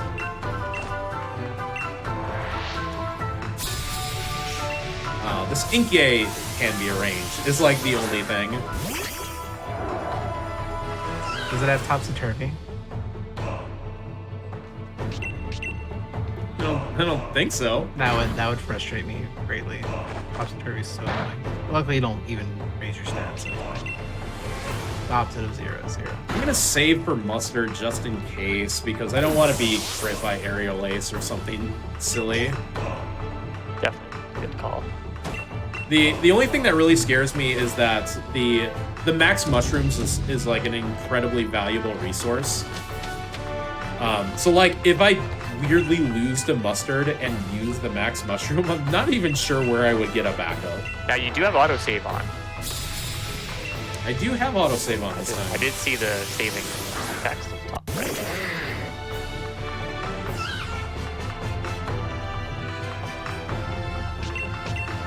Yeah, this Prokhorok is actually quite an interesting fight as just the large candy Kubfu, because it would outspeed you most times.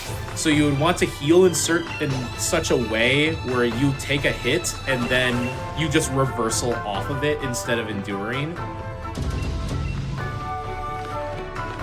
But we still outspeed. I did take a little damage, so I am going to heal and I can just save in the same menu. I just need a... This is the end already? Yep, right here. I guess when your main category is 8 hours long and your second main category is 3.5 hours long, everything's kind of short. Hey, listen, I just took a peek at my in-game time and it said 122, so we're definitely schmoovin'. Yeah, you're doing good. Yeah, obviously the big source is that, again, not having to do 3 of the friendship points. We only have to do 2. Here he is. Dojo Master Mustard. And his Kubfu. He thought he was going to be out-leveling us by 10, and instead it's only 1. So, surprise! And we use the Max Mushroom to... we get a benefit from the attack and the speed and the defense from that 1 Max Mushroom, because let's face it, the Kubfu knows Aerial Ace, and that gonna hurt. I think it's plus attack nature too, so... Whew. Watch closely, Hotfix. Aerial Ace. Ow.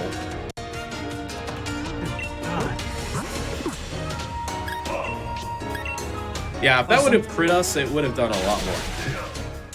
Since we're a little bit over time here, if you all wouldn't mind saying your shoutouts before the end of the run, that'd be awesome. Yeah, absolutely. And time will be on like a fade out after like the final mustard cutscene after we evolve Urshifu. But yeah, I just want to first of all thank Church and the virtual couch, Halk and Iron, for all being here and inviting me on. Obviously, I think being on Hotfix is just a fun time, hang out friends, and to just replicate what Iron said, like everybody in the Switch PSR Discord are just incredibly friendly.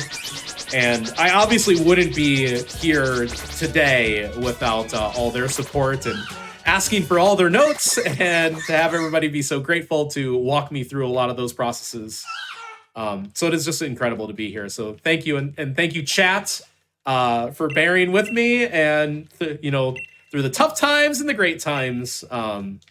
It was certainly a time. Any last word from you guys? I'm currently... Okay, so I have every single world record in Legends Arceus, but I'm currently grinding to improve my Japanese 90% world record to see if I can get a 338 or better. Maybe some other things, like I think I want to run Sword more 80%, so if you're interested in any of that, that's what I do. Iron, you still doing some Scarlet Violet shenanigans? Yeah, I think I'm gonna play around with that a little bit more, but I definitely want to come back to this game. It looks like quite a bit more competition. I've been knocked out of the top 4, I think, in both the Isle of Armor categories now after holding record at one point. So I think I got to come back. But yeah, lots of great competition, lots of great runners, and people pushing these categories to new heights. I think we're gonna switch because I want to do more Scarlet Violet, and now it looks like you want to do more Sword Shield. Yeah, perhaps. But yeah, thank you again, Hotfix. Yeah, thank you for so having much. us. Time is coming up in like 5 seconds or so here. There's one more text box, and then it's the fade out.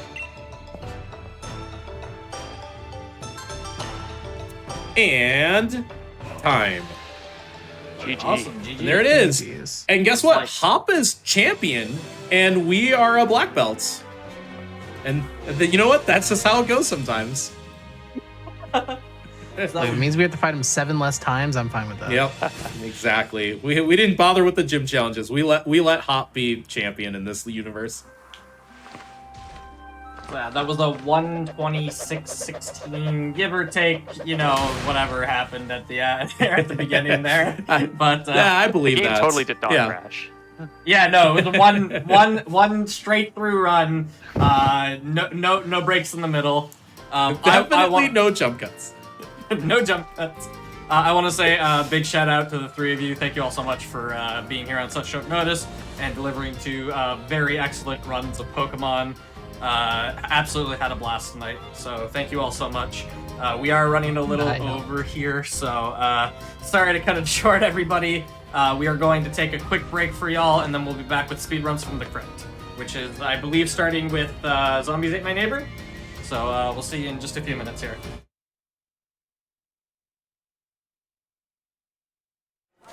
Hello, everybody, and welcome back to the Games Done Quick Hotfix. This is our second run of the day. It's going to be Pokemon Violet. I will hand it over to the runner commentary and let them all introduce themselves. All right, thanks everyone. I'm Iron again. I was just on commentary. I'm running Pokemon Violet, Starfall Streets. It's one of our single stories that you can play. There's the 80%, and there's the various 3 single stories you can do, which are kind of the 3 of them together kind of formulate the full 80% run. Again, T-Pat is on commentary as he gets back to where he was before in Sword, and also Halkari is joining us as well. And because we never saw a crash before in Sword and Shield. This is a never before seen route of this category. I mentioned that there's a lot of alt mains in the Isle of Armor. There was actually a lot of alt mains that people are doing in this game as well, and I decided to just route this for fun. And it works kind of decently, and it's going to be a nice showcase for the GDQ. So I'm really excited to show it off, and hopefully I don't get a crash. Yeah, I think hopefully we got all of that out of the way. And if you're watching, there's like single stories. Right during the 45-minute intro, they introduce you to what all the stories are, and you're supposed to kind of complete them all eventually. But we do have separate categories for specifically completing one path, like Path of Legends, Victory Road, and then Starfall Street. All the single stories are actually super popular in the speedrunning community because it is so much more of a digestible speedrun. Scarlet Violet has an actually incredible storyline. Like, its plot is like one of the best parts of the game, but that does come with like a lot of cutscenes. Yeah, for sure. But yeah, we're starting here. This is like about 50 minutes into the run. There's a whole introductory sequence, which as a community we decided to not include in the single stories. The Japanese community has included it, so their runs are about 50 minutes longer. And so this will be about an hour and a half run. Iron, are you going to turn on autosave? I do not plan to have autosave on, but All right. I do have a backup save. Okay, perfect. Yeah, but it's only for the first like 5 minutes. So if I run into a similar problem with D-pad, then. But I'm playing on Violet, and this is the unupdated Violet. We talked about how the new patch has created a lot of lag. I was playing this on Scarlet yesterday, and I got that massive lag spike, and I'm thinking, nope, I'm going to play this on the slightly slower Violet, but more reliable. So here we are. All right, anyway, I'm ready to go whenever you guys are. Yeah, whenever you're ready, if you just want to give a quick countdown. Sure. Going in 3, 2, 1, go. Yeah, so we're starting at the school because when the game came out, there was a vote like on like how to time single story and how to time any percent as well. And what ended up winning the poll amongst runners and whatnot is to start at the school. It makes it a lot more like, if you're looking for certain stats on Pokemon, which you might be in Starfall Street, I'm not sure. It makes it a lot more resettable because like playing through that first 45 minutes is such a slog. Like, if you're just trying to get like a slight improvement or whatever. It kind of makes sense from the single story perspective because when you're at the school, you get introduced to what the storylines are. Like there's a big title card that comes up and it says Starfall Street, and it kind of makes sense that that's like the start of like the single story. Whereas like for the full game, the start of the game is at the beginning of the game. But yeah, with it being with us starting after the school cutscene, it's just so much more digestible to get started, to get on runs, and to, you know, complete them in a more manageable fashion. Since any percent you mentioned is... that this is more popular because like any percent's 5.5 Yeah. hours long, like, and that's if you're like top level. Like it's a. Oh, here we go. Crevasse jump. Come on. commitment. Come on. You got it. It's a little bit tricky. Yes. Yes. Applause, please. That was a beaut right there. Yes, this mount might look kind of hard to control, and it absolutely is. It's disgusting. But Iron made that look easy. All right, I'm on the hunt for a main here. Just quickly, those are everybody's favorite Mario trick: backwards long jumps. Instead of using it for speed or using it for accessibility. Yeah, you can climb up mountains if you are facing backwards, because if you're facing forward, Miraidon or Koraidon will kind of like put their claws into the mountain and then slide down. But it's just more forgiving going backwards. Nice catch. All right. So I have to check its stats. It's not guaranteed it's runnable. I do have a backup ready to go. So what I'm going to do is fly to the next fly point and then check the stats there. And then if it's good, I'll continue. If otherwise, I'll load the save, which is where I have my backup. Yeah, so one thing that makes Starfall Street very, very, unique is that you must have 3 Pokemon to even start the Starfall or Star bases. And we do have 3, but I don't know. Okay, that's not run. Actually, hold on. Let's continue. So that's not runnable. I want to have a I want to have a Psychic Terra type, and then I didn't see the attack. The attack looked kind of low as well. Actually, I think I saw 24. So I'm just gonna back out and load. So a... you gave me a hint that the route you're using is quote spicy, because most of what I've seen out of Starfall Street is the Quackaquavel, or however you pronounce it, is kind of like the main the water starter. The water starter, but. Metatite and Metachan is kind of a new like alt main because we're seeing a lot of it in the Teal Mask runs right now. Mm-hmm. So I'm assuming that this is a little bit of a spice to see part of that kind of same strat. Yeah, Metacham is currently the fastest main in Teal Mask. Crisis in chat has the record. Low to 143. There are a couple Pokemon. There's one Pokemon called Gallade, which is very close. So time will tell where that ends up, but... Gallade, my beloved. Yeah, it has love Gallade. Metatite and Metacham have a really, really good ability called Pure Power, which doubles their attack, and we're going to leverage that in this run. So is that what you were looking for? Well, you were probably looking for a Psychic Terra type. Pure Power, I'm not sure if that's a guaranteed ability. It's guaranteed, yeah. And any stat thresholds there? Yeah, so I want 20 or better attack. IV. It doesn't matter the nature because I'm going to be getting this Hasty Mint here, which is a very, very nice item. Mm-hmm. And so the nature doesn't matter, and I also want 15 or better speed. I don't think I've ever seen a Terra Crystal right there, actually.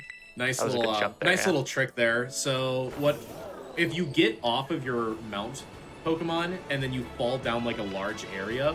The game will prompt you to like go back up, so we kind of take advantage of that, which is why you saw the dismounting of Miraidon before picking up that rare candy. Additionally, Iron hit the legends very well done. in such a way that the character did that sliding animation instead of having Rotom do this like, oh, I'll catch your like big fall so you don't die. So it was like doubly perfect.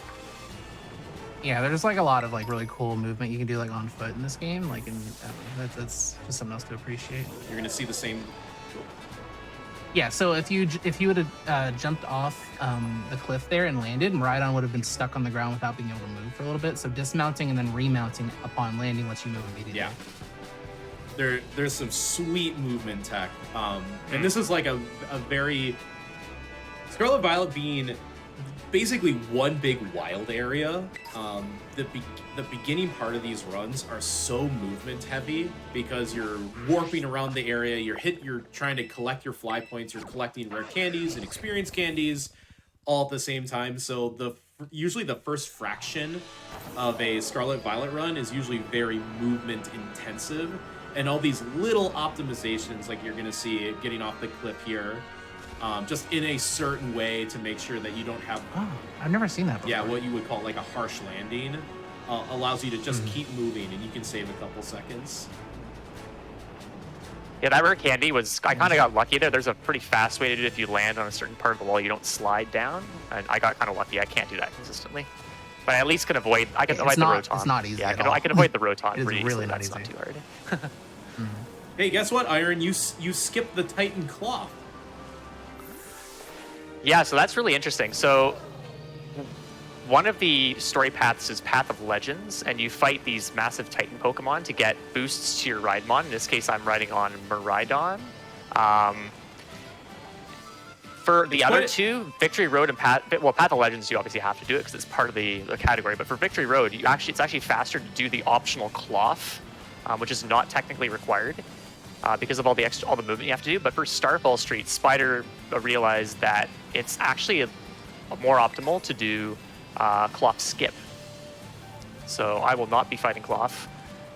Yeah, what's unfortunate about the Titans is that Arven, the companion who gives you that quest, gives you a massive cutscene after them. So it tends to not be very worth it. It is a huge detour. And the reward is you get the sprint ability out of the ride Pokemon, so you're moving like twice as fast, but to fight Cloth costs, what, like 5+ minutes? Yeah, it's pretty bad. Yeah, there's gonna be a lot of jumps here that I'm not gonna think are issues. I'm used to have, like, I've never not had dash for this, but yeah, that's a problem. Yeah, so some of those like river jumps will look a lot more difficult because you don't have sprints, but yeah, routed very nicely. Alright, coming up on a pretty nasty area here.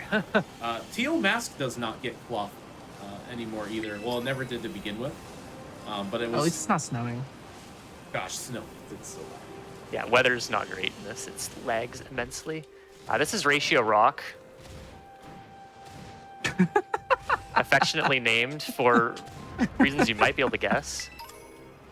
So, yeah, there's some EXP candies and an acrobatics TM, but I don't know if you're. I'm not going to get that, no. But luckily, I was given a good draw there. You didn't even put yourself in a position to be ratioed. That was pretty nice because so all the Pokemon spawn in the overworld, and I believe only 15 can be on the screen at the same time. But sometimes they can spawn in like hordes of 5, like clusters. Yeah, a horde or a cluster can spawn on Ratio Rock right where you're trying to do the BLJs. And you're just like, sir, why are all the go-goats like exactly where I need to go? And that feels the worst. I take it personally. Yeah, me too. It's an inconvenience. It's like you could have been anywhere else, but you're exactly where I need to go. Okay. Yeah, that's why that's my biggest motivation to go fast is to get what I need before the Pokemon spawn. Yeah, the great thing about not having dash is you can react a lot quicker to things that spawn, but sometimes they'd like to spawn right on top of you or in your path. Yeah, like you need to get that candy, and then the spawns were like right there. A nice little workaround is if there's like a spawn directly next to a candy you need, you can use the auto battle feature, which is called Let's Go. And the Let's Go feature does also pick up items on the ground. So you can engage in like an auto battle, but you'll more importantly get the item without triggering the encounter. I am dying to see why you need that center. Yeah, that was quite the drop down. Yeah, you do a lot of things which would likely severely injure you in real life. Please do not try this at home. Yeah, I haven't seen that center since the Lucario route 90%. That's been quite a bit ago. Yeah, it's going to be pretty useful later. We do Maybe want to come up use here. There's that in lots of Victory great Road. items up here, which we need. So, and we also need to get up here to access one of the bases. Oh, that little candle on the ground, that's my least favorite Pokemon. It's called Grievard. Oh, it's so, I've been hit at disgusting distances, and there's clips like where I'm at. It's not even on screen. It's far to my left or far to my right. Not even on screen. And Shenanigans said it was something to do with like colliding with a tree, and it was the stupidest thing I've ever heard, but it was probably correct, I think. Something when you bump into a tree or like touch a tree, it drastically increases the size of your hurt box, and the Graveards can take you. It's really, really silly. I've noticed in the new patch for Scarlet, I have updated completely to the newest patch. I haven't noticed those as much. So we might get some of those surprise encounters in this run. Who knows? I will say, not as like an emphasis of self-promotion, but like I do have some pretty outlandish clips of getting like spawn encounters that are like underneath a tree. I think the most egregious one is there's like a patch of grass where there's like a full restore, and I like go past a tree, like not even close to it, and there's nothing under it. I get full stopped with the explanation point. The encounter is engaged and the Pokemon is still not on the screen, and then it spawns. Well, one time I warped to the Pokepath Lighthouse from the Pokepath Lighthouse, and right where you spawn in from warping from into that location, there was already a Pokemon there. You got and my spawn Fuecoco camped. fell off. My Fuecoco fell off the top of the lighthouse at the start of the battle. It was still, it still like thought I was up there or something. It oh was my very God. silly. Oh, that's hilarious. I've also been soft locked by a bramblin, whatever, when I jumped down to where the Haluchas are early, like far down by the fighting base. Yeah. It's so. How this likely game is very it you're silly. gonna get Infinite Fall? Oh, Infinite Fall is my favorite. I hope we see It's it. unfortunate, but it's okay. It's my favorite. Infinite Fall is like a weird like glitch question mark where Oh, glitch exclamation point. What are you talking about? Yeah. Certainly. like if you like fall down and you fall into like a crevice or something where like your ride Pokemon can't like easily land, you'll just keep falling, and you'll be in like the falling animation, but like on the ground and you can't move. And the game will wait like another 5 seconds and be like, oh, you're like not moving, so let me warp you back up to like where you jumped off of. There are ways to escape it. One, if you have glide, you can escape it, but we are not getting glide. So Or if a Pokemon falls on you. Oh. yeah, that too, yeah. Because the game considers you airborne. So as soon as if you can like maneuver to touch a Pokemon, it'll treat you like you fell on it, and it can get out of it that way.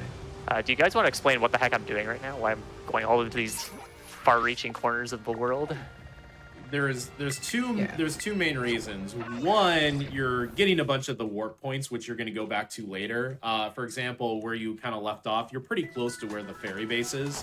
The bases are kind of all So there's spread the out center across the map. Valkyrie that I was talking. You're asking. Yep. Okay, I'm paying very close attention. And secondly, all these items that Iron is picking up are all experience candies, or rare candies. Rare candy is an item that will just increase your level by 1, but experience candies will increase your experience by a set amount. Most of them that we're picking up are either mediums, which are worth 3,000 experience, or large, which is worth 10,000 experience. I believe the most recent one is actually 3 larges, which is 30. Practically an XL. Yeah, which is basically an XL, 30,000. These numbers, by the way, will be on the test later when we return to Sword, so just keep that in mind. Yeah. But I think I heard that the reason that you guys stopped doing cloth was because like the sliding speed was still very, very fast. It could, When you're sliding could down be the mountain related to to get that, those yeah. candies. yeah, and all these Yeah, candies, normally we're you're locked to the 1 speed, but yeah, we're just gonna get super over level. Like, there are no required fights because all the overworld trainers, they don't have vision. You actually have to talk to them to fight them, and that's slow. And we don't want to fight optional trainers when there's just a bunch of experience lying around on the ground. I might be the only person that's ever hit an optional on a speedrun in this game. Josh is definitely The one right outside of Westgate, Messago, no. or Eastgate. Josh is definitely Josh is definitely I've hit done an that too. optional. The fourth. And that trainer says that was hilarious after you finished the fight. Like, no, it wasn't. You just cost me like 45 minutes. Now I have to go back to the very beginning and play this stupid game again. The funniest was the 4th gen gamer like hit an optional by where like the hasty mint is. So like he picked up the hasty mint and then talked to the trainer. And Etiquette was in the chat and he was like, hey, you know this trainer's optional, right? How many times had he bought it at that point? I think it was just his first, but it was really funny. Oh. But yeah, all that experience, we're just gonna get over leveled. It's gonna be incredible. Mm-hmm. Oh, yeah, 'cause you're not, spoiler like, alert! I just there's crit no hop, just so you know. Thank you for keeping us informed on that. Yeah. Whoops. Wow, critical hit. Whoops. Get out of there. Get out of there. Grab the item. A Rocky helmet? Muscle band. Go up here to here. All right, that was a bit slow. Yeah, but so there's no immediate objective you have to do. Like, the game literally presents you every path and says, good luck. Yeah, and you can do whatever you want. You can fight any of the gym leaders or any of the Starfall bases or any of the Titans for the most part, barring, you know, obstacles like water. You can try to do them in any order you'd like. It actually makes for quite the interesting route. In any percent, we choose to fight the most difficult Starfall base first. I'll be curious to see if that is carried over into the pure Starfall Street run. And what order you fight them in, there's no like level scaling. You would think like, oh, if I'm gonna fight, like, for example, if I fight Orgetta first, maybe it'll scale to like its weakest level. No, their levels are set in stone from the beginning of the game. So if you wander into the highest level gym or the highest level Starfall base, that's your problem. You deal with their levels as written. Yes. Like, it's silly. I'm sure they wanted to do that, but yeah, it's very jarring. Because one of the things they sold the game on was like, oh, you can go anywhere, but it's like, yeah, but that guy is level 60s. I'd rather not. There's apparently context clues. Like when I played Scarlet Violet casually, I was in that like tunnel area near like the bottom of the map, and I was like, finally, like a challenge. Like these trainers like on the level I am, and then I fought Tulip, and I got my butt whooped because I was like, oh, this trainer's way more difficult than the bug trainer I just fought. Oh my god, that looks very tight and dangerous. Like I've never ever considered anything. So I didn't even know there was a TM there. Hard. So that I just put in the route an hour before T-Pat's run, literally. So you were I told you this is hot off the press. Woohoo! I thought you were going to be using that route 2 hours from the start of my run. Instead, you did it 1 hour. No, that was a small addition, but yeah. What TM was that you just Poison picked up? jab. I didn't see It was that. poison jab. Yeah. Ooh. It's one of the not necessarily faster, but it's going to make the run much safer, which is perfect for a marathon style event. I was gonna say there is a fairy base, so I bet a poison move is pretty good. Yep. Yeah, that's the thing about this game that, like, you know, because neither me or T-Pat knew that team was there. Like, it took so long for the community to find every EXP candy and every rare candy.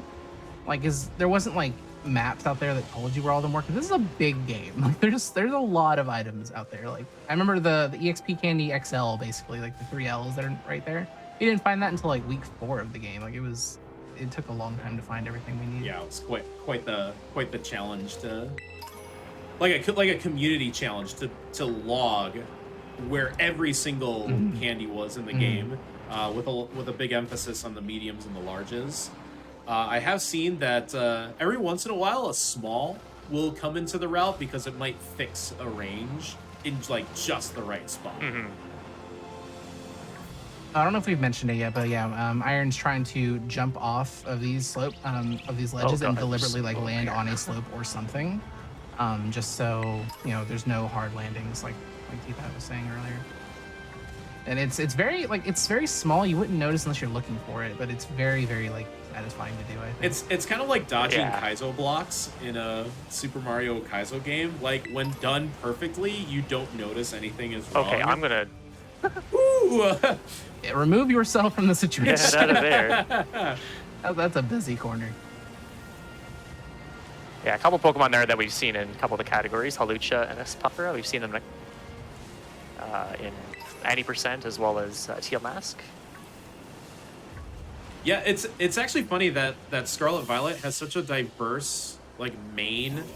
Ooh, okay, I need this. Ooh. Are you gonna do the Let's Go feature here? Well, you tried.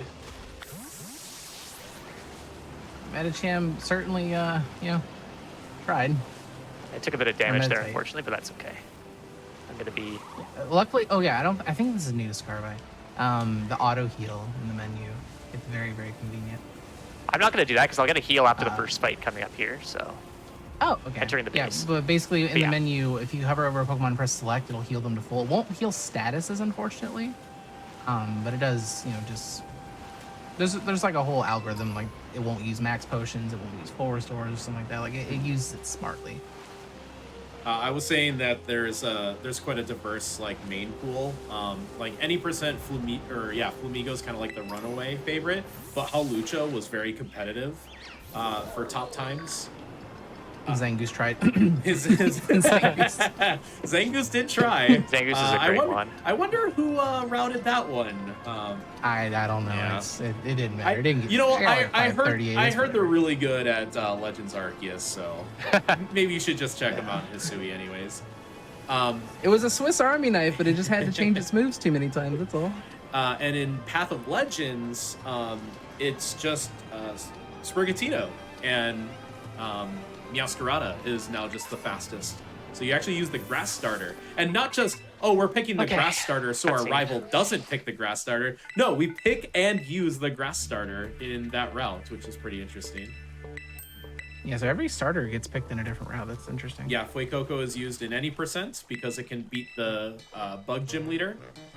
And in this, And it gets through the intro fast. Oh, no, I think Sprigatito's faster in the intro, but or Sprigatito can be faster in the intro with bite flinches. they're all pretty. Yeah, they're all pretty close. They're all used, and obviously we said the Quaxley is the starter of choice for this category. Yeah, I wonder if it still would be if you had to play through the first 40 minutes or so. Because Quaxley's special attack is not great, and it starts out with Water Gun. Whereas Fuecoco has good special, and it starts out with Ember. Yeah. And of course, we were talking a bit about Teal Mask, and it is Metachan that is used that has the top time. Espathra is a very reliable choice for that category. And then there's the Gallade / Gardevoir route.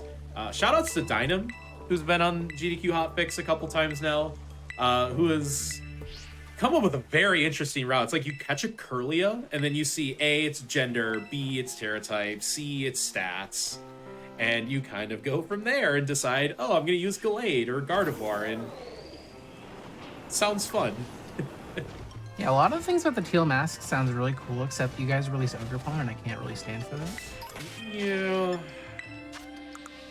So we call it the bad ending. Whoops. Very important that you use your experience candies first and then use your rare candies, because obviously as you level up, the amount of experience you gain between levels increases. So you get increasing returns on rare candies the higher level that you already are, versus the other way around. So we are X minutes into this run, and we are finally about to start Starfalling. Yeah, and that's very standard for Scarlet Violet runs. It's like it's kind of like do all your item pickups, get all your war points first in a very movement heavy section, and then over level everything. Here we see Iron actually divvying up these experience candies. You'll see why that is. It's kind of weird. Normally we use one Pokemon for speedrun, and maybe we switch to a new one. We don't use simultaneously multiple, but we actually do need to kind of do that. Well, in Legends Arceus, no. Yeah, so I mentioned earlier, but Starfall bases require 3 Pokemon, and they must be obedient Pokemon. I think at one point, I tried to use a third Pokemon that was over level cap, and it does not work. So you have to use 3 Pokemon that are within your level cap, which 20 is or starting lower. in Arceus. I think it's based on the Met level. So Yeah. Iron's free to overlevel them now. Yeah, it's Met level. It's 20 currently with no gym badges, if you will. Mhm. So if Iron would have caught that Metatite at level 21, it would be Disobedience. And then the higher level that you are, the more disobedient it gets. Like, it's just a lower chance for it to use the move that you select. But as long as you are at or below the obedience threshold when you meet or catch it, then you can level it up all the way to 100 and it will always be obedience. And Yeah, that the only works way to like raise with the obedience cap starters. is to beat gyms, but we're not doing Yep. that. So just like in any But percent, yeah. we actually start with the hardest, technically like the highest level Starfall base, the fighting base with Aerie. Yeah, the movement just works So that well very, here like- for it to be this one, and I assume that's the reason why it's in any percent as well.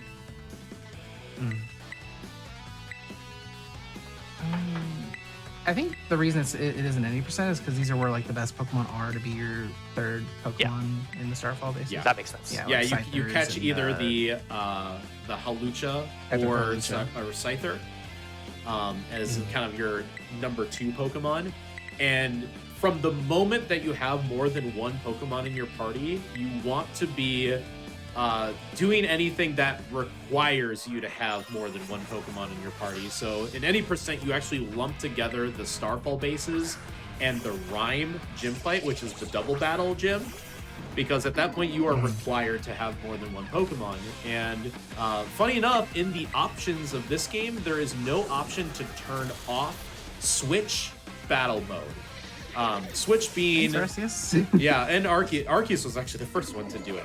So you'll see here, it's like, oh, Yeah. I'm about to send out Primeape. Do you want to change your Pokemon? And we, of course, say no. There is no option to turn that off anymore. There is no set mode. Yeah, they've hidden it behind having one Pokemon in your party, but that's not always optimal. Yeah. So Starfall's like, there's some very unique tech with Let's Go. The mechanic in this game, I'm sure Iron's gonna do it a lot. Like I'll try. the stop and go. Yeah.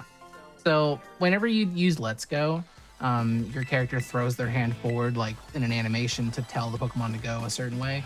If you're walking, you stop walking and then press the Let's Go button and then immediately start walking again by taking your stick off neutral. You'll actually cancel that animation and it lets you just basically like, divvy up the tasks a lot quicker because you're not like locked into that animation waiting. It's very, very useful, but sometimes I think you deliberately don't for pacing. So you don't like get too far ahead because if you're too far away, the Pokemon will come back to you. Yeah. All right, so here we go. This is the Star Barrage.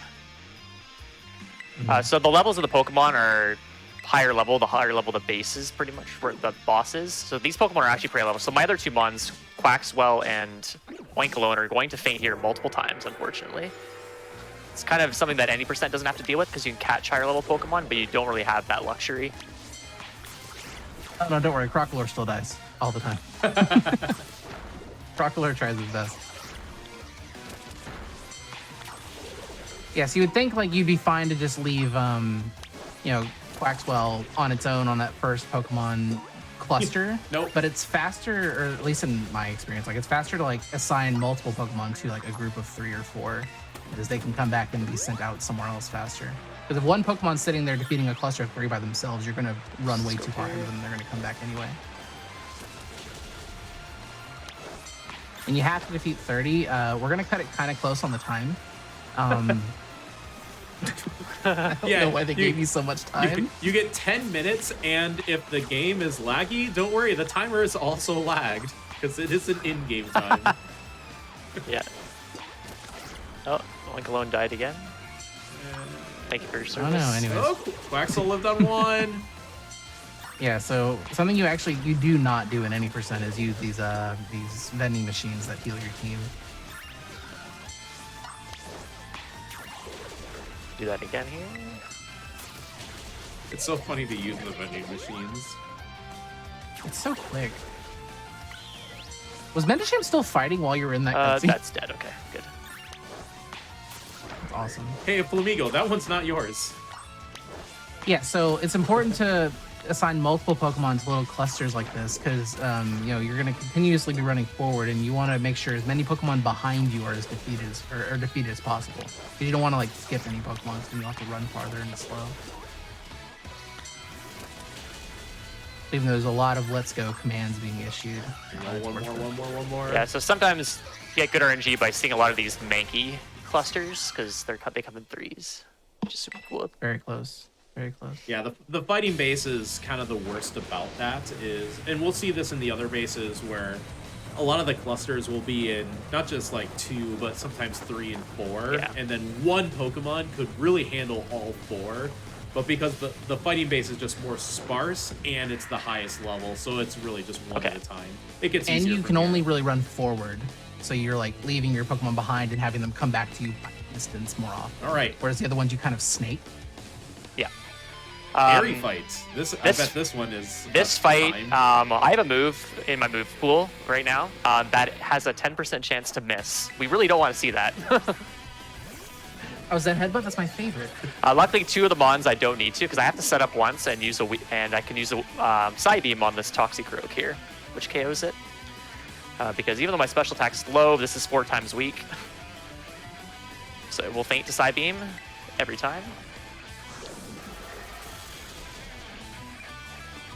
Also, this music just slaps.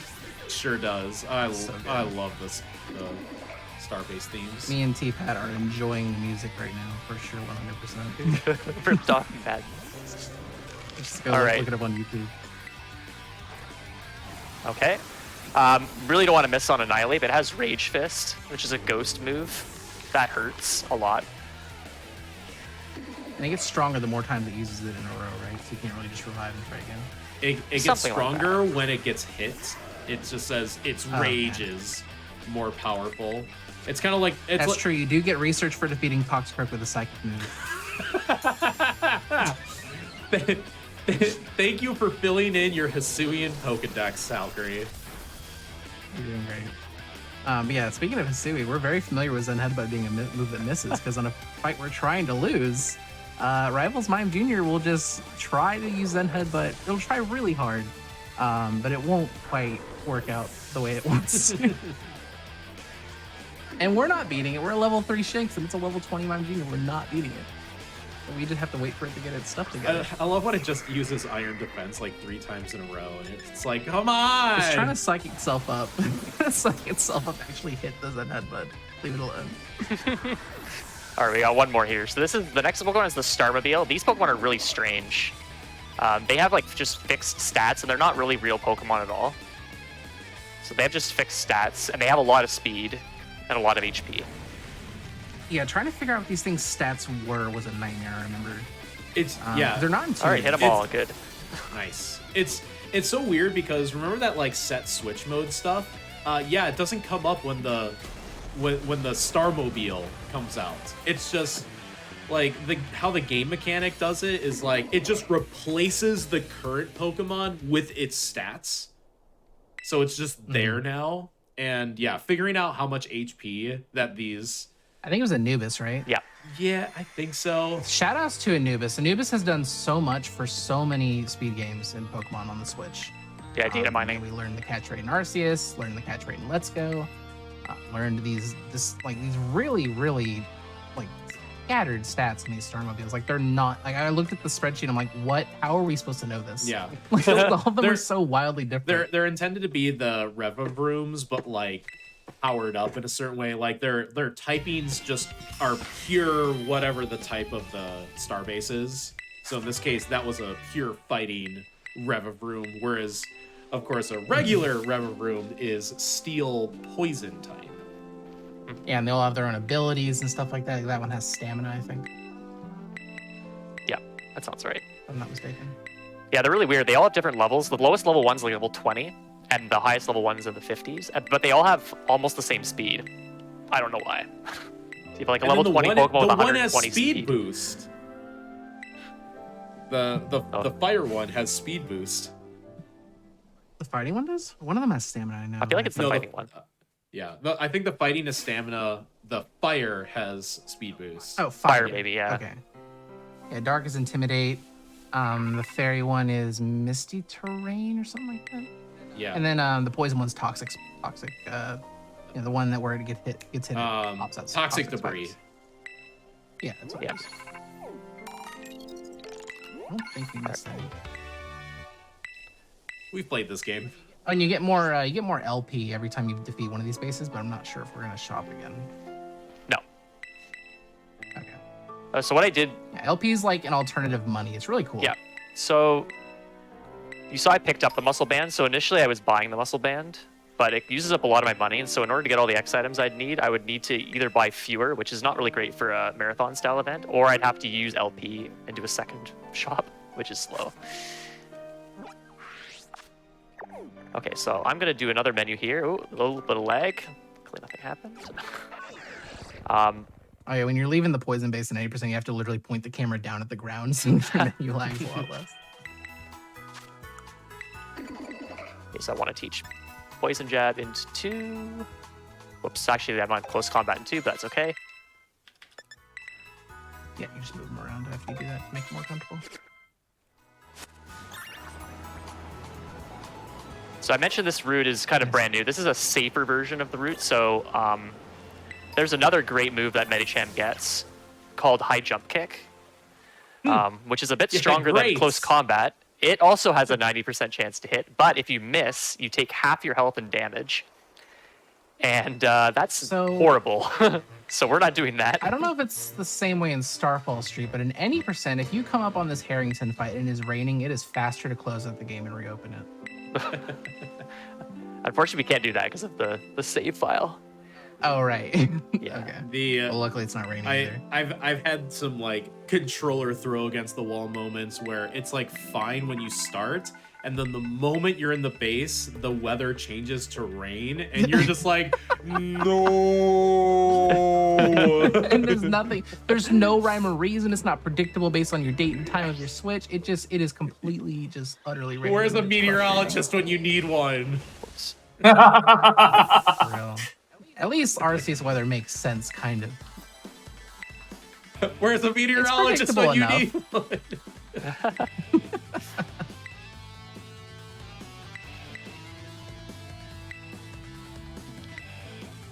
But at least and I don't remember if the weather actually impacts like the damage of moves. I'm pretty sure it does. It does It'll weaken fire moves on rain. Yeah, so if you're running the Quaquaval route or Quaquaval route, if it's raining, you actually do a different strat for this base as well as the poison base. It's a bit faster. Yeah, the overworld weather does apply to the fights if you are obviously in the overworld. So if it's rain, you get the 50% boost to water moves. If it's harsh sunlight, which I'm not sure if is a stat in this game, it may or may not. I know it is in Arceus. You would get the boost to fire moves. There's Sandstorm. You can get Sandstorm in certain towns in certain areas. That's horrible. It is horrible because it's just extra text and you just take more damage. It's very common on Iron Treads or Great Tusk. And also on the in Cassafrasa water gym battle. Yep. Cassafrasa. The key to that though is that the weather only applies at the moment you start the battle. So if the overworld weather changes mid-battle, the effect does not change. Mm-hmm. See, in Arceus, if you've selected your move and it starts to, you see that fog start to creep in, oh, you are suddenly eligible for a miss, my friend. Good thing there is Congratulations. Good thing there is no fog in this game. Yeah. Actually, that I find that wild that in Legends Arceus they did put fog back into the game, but it doesn't. It wouldn't be a Gen 4 remake without it. Yeah, but they gave it the Gen 4 mechanic, whereas the actual Gen 4 remake of fog is just misty terrain and not an accuracy dropping effect. Wait, what? In BDSP, yeah. I don't remember that. Yeah, BDSP's fog is just misty terrain, and that's it. I feel cheated. Yeah, I don't know. I how to do handle this too. information. Yeah, so luckily for Arceus, they got rid of a lot of the negative effects and the boosting effects of weather. But yeah, don't worry, fire still gets weakened in rain. It's the only type that does that. Oh, Come on, game. Yeah, the game. Great game, I guys. was like Great so game. scared for you. Yeah. You can't call that a game crash yet because that happens here more often than what they should in this specific case. This is a 2022 game, folks. That might have been one of the biggest lag spikes I've ever seen in Scarlet. It was. I've never seen it that bad before. I literally thought your game crashed. This base is super laggy. Oh my god. Yeah, be glad it's not raining right now. Yeah, it's even worse if it's raining. Yeah. Don't worry, it'll rain when you finish Orgetta. And then Ortega? Yeah, or Orgetta, or how do you say his name? Ortega. Yeah, it'll rain when you finish him, and then your text boxes will be slow. Yeah. Okay, well, you're busy, so I'll do this. What? Okay. I guess I found more things to fight. Yeah. It's still fighting. What a champion. I just summon it back. That's annoying. You do have to be kind of precise with like your let's go, especially as you're trying to do the stop and goes. Like if you try to do the stop and go and you accidentally hit a different direction, you might send your Pokemon off in a completely different direction to where you intend them to go. And then it's really annoying because if they're in the overworld not engaged in battle, it'll clog up the next in line and it will just wait. And it's like, please, would you like to so it may have seemed like Iron was taking like just a random route. No, that's actually like there's been a lot of extensive testing to see like how you can move in the stay away from the water. It's possible. Yeah. All right, this fight's the reason why I grabbed Poison Jab. It's technically slower, but I don't want to miss Zen Headbutt. These Pokemon have super effective moves. This is also the reason why I wanted Psychic Terra type. You want to explain what Terrestrialization is? Because I will be using it here just for a bit of extra safety. It's rare to see in Scarlet Violet runs, but Terrestrialization is the gimmick of this game, kind of like Dynamax was in Sword and Shield. So your Pokemon, every Pokemon in the game has a Terra type where they get like a fancy crown thing. And offensively, it adds another stab or like a 50% boost to that Terra type. And if it is a Terra type that you already are, like Psychic, for example, then your stab boost goes from 50% to now 100%. So you just get an additional 50% boost on it. And you get a cute little animation that takes a little bit more time. So offensively, it adds that type, but defensively, you become only like that mono type. So this Medicham, which was fighting Psychic, is now pure Psychic. And that's pretty good, because I do need to set up 1 to 2 X items here. So this is not actually helping my damage output, but it's ensuring... Yeah, these things have Charm and Baby Doll Eyes, so... Yeah. I was thinking that you might have used Guard Spec. Yeah, I did not, but I'll be setting up. You're getting rid of your fighting type against the Fairy type base leader. So Fairy type is no longer super. Okay, this thing's gonna go for Crunch now. I figured that out today because I'm now pure Psychic. Imagine a world where Doxfun does not use Baby Doll Eyes here. It could still do that, perhaps. Oh yeah. Okay, good. No defense drop. That's good. So I will set up again. Crunch has a 30% chance to drop your defense, and if it does there, then you are just dead. Tiny menu optimization, I think Iron's doing.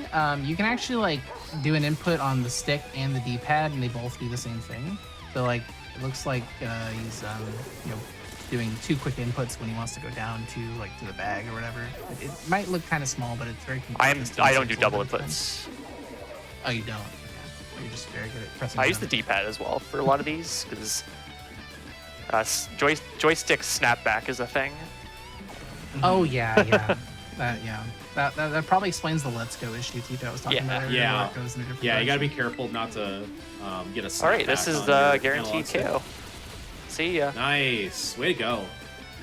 I do the double inputs in every other game where it's available, but in Scarlet Violet, the right stick does not control the menu. The right stick actually controls the camera, so it is a little bit more difficult to do double inputs. It's not impossible, but you have to do. Well, I do them. You have to do D-pad and. I've always done them left. with the left. Yeah.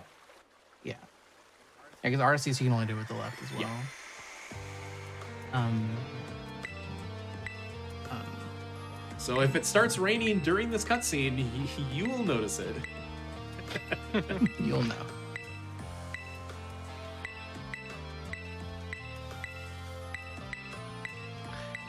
Yeah, so there's a way to do that fight without terrestrializing. You would actually just set up X defense on the doggo,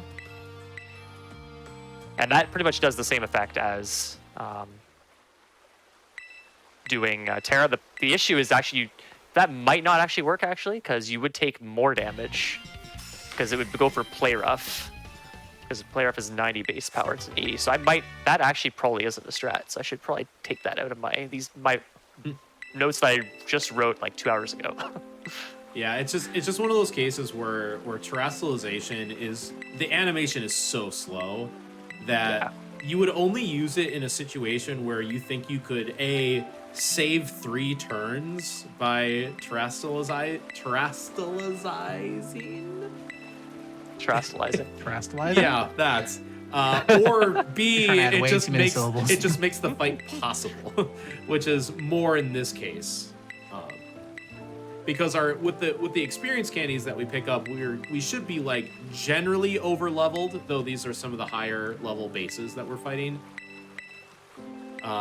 The alternative is pick up a lot more candies at diminishing returns, or just do one terrestrialize. Yeah. Yeah, it's been really interesting routing these because you have to kind of account for how safe the fights are, how much risk you want to take, how many turns you want to spend versus how many items you pick up. And that's kind of been the crux of the routing, which is very unique for Pokemon mainline games because a lot of them are very, very much based on battles only. There's obviously some movement involved, but with the 3D open world element, that really changed a lot about the routing. Yeah. Like, for example, in Sword and Shield, you're just going from one city to the next city, and your movement is very linear for the most part.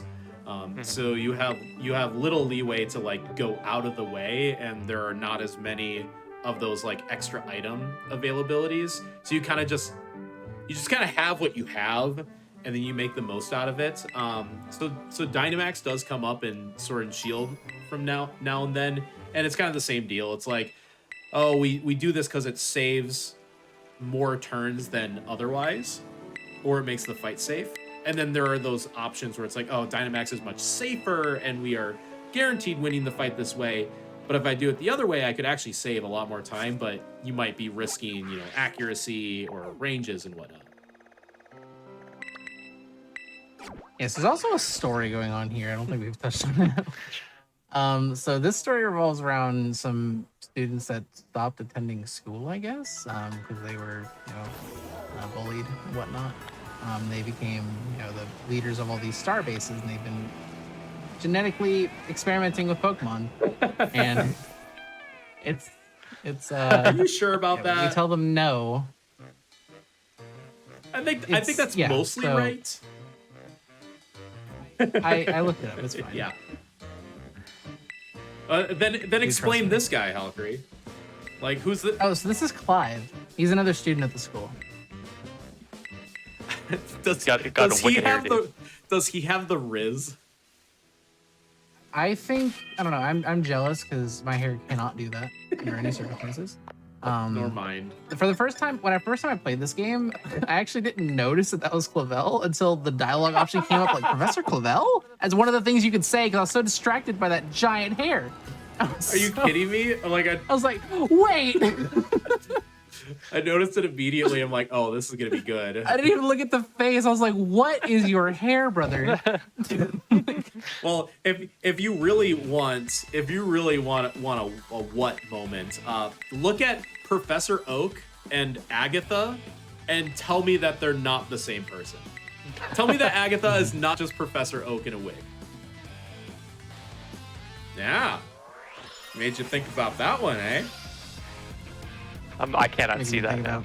What Agatha looks like. This is the dark base. Dark base is like the second one you're supposed. Well, second It's or the the easiest first one. One of the first two you're supposed Yeah. to play. Yeah. It'll. I don't think Oinkalone and Quack will die for. They shouldn't. Hopefully. Shouldn't. Probably use a few less of the vending machines. I probably won't be using any, but yeah. I find that It's- this base has kind of the most difficult movement, or like the most difficult optimal movement. Yeah, I it can never does. remember where to go. This base is like extremely hard to optimize. Cause it also just depends on like what spawns you get.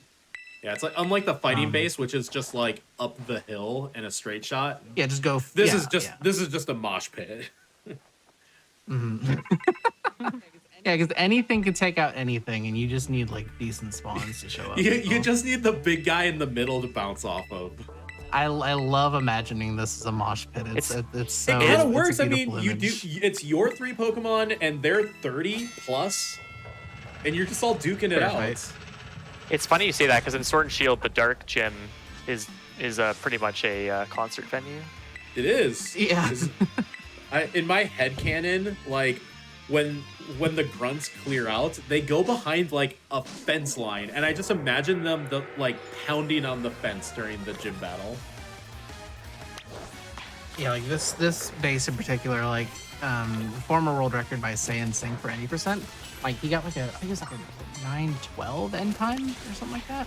And I tried to practice this over and over and over again. And I could never match it. Like I don't understand. Like it's so incredibly hard to optimize this and do this well. Unless the routes change or something. It looks like it has a little bit.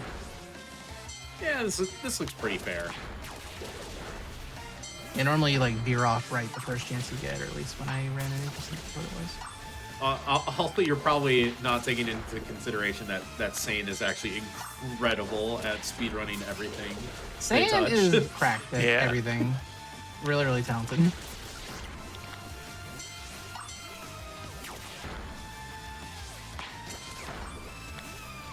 Oh yeah, this mosh pit went a lot better than the last two.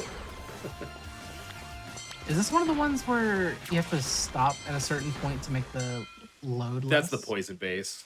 Mm-hmm. Okay. I thought I remembered something about this one too. Yeah, that is the like a really silly times that exists in this game because of the way it is. It's another puzzle to solve with routing these bases that doesn't need to exist. You know, look at all these problems we have to There's a solve. bit of a All right, which way there's do a we bit of a run that load here. lags the least? Actually, I think right here there's a load. Yeah.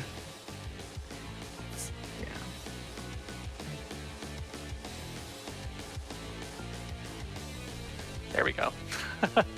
That wasn't too bad. That's pretty consistent at least. It's- So. At least in this part, you're just letting the music, you know, the music has to just come on time. Dark Face does have a spot you can stop in to go faster. Also, or get a faster load. Canonically, this guy Giacomo came up with the theme that's playing right now. He deserves 11 Grammys. This All only of them. makes sense. Every category. Best spoken word album, you know, best reggae, whatever. He deserves every Grammy from every category for this song. I especially love the lyrics. Lyrics move me, man. Imagine voice acting in a Pokemon game.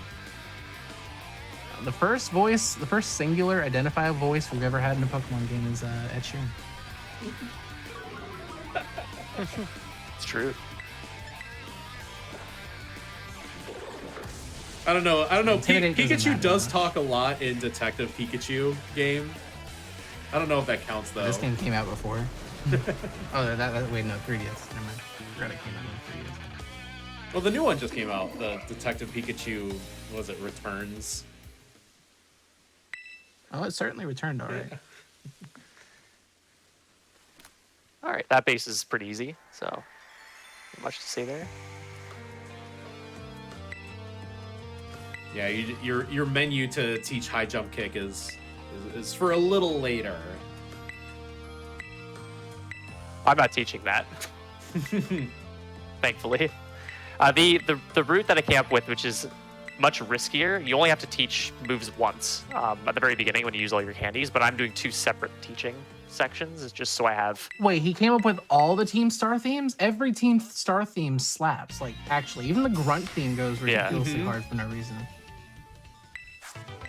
You never get to hear it for that long in this game, but in this category. Wait, did he make Cassiopeia's theme? Because I that one think goes so. hard. That one does go hard, yeah. Like, none of them miss at all. That's the reason. That's like the main. Well, I'm kind of joking when I say this. Is one of the main reasons why I like running this category. Is the music's just so good. Themes are actually amazing. I mean, I run any percent because it's the only run you get to hear both that and the Professor theme. That's true. Oh, the final Professor one is really good. Mm-hmm. Hey, at least Pokemon's always had great music in their games, especially recently. I mean, Yeah, I think the Gym Leader theme and the Champion theme are the only ones I don't really like, but every other theme is really good. I do agree that the Champion theme was a little mid for as far as Champion themes go. You know, it's no Cynthia theme.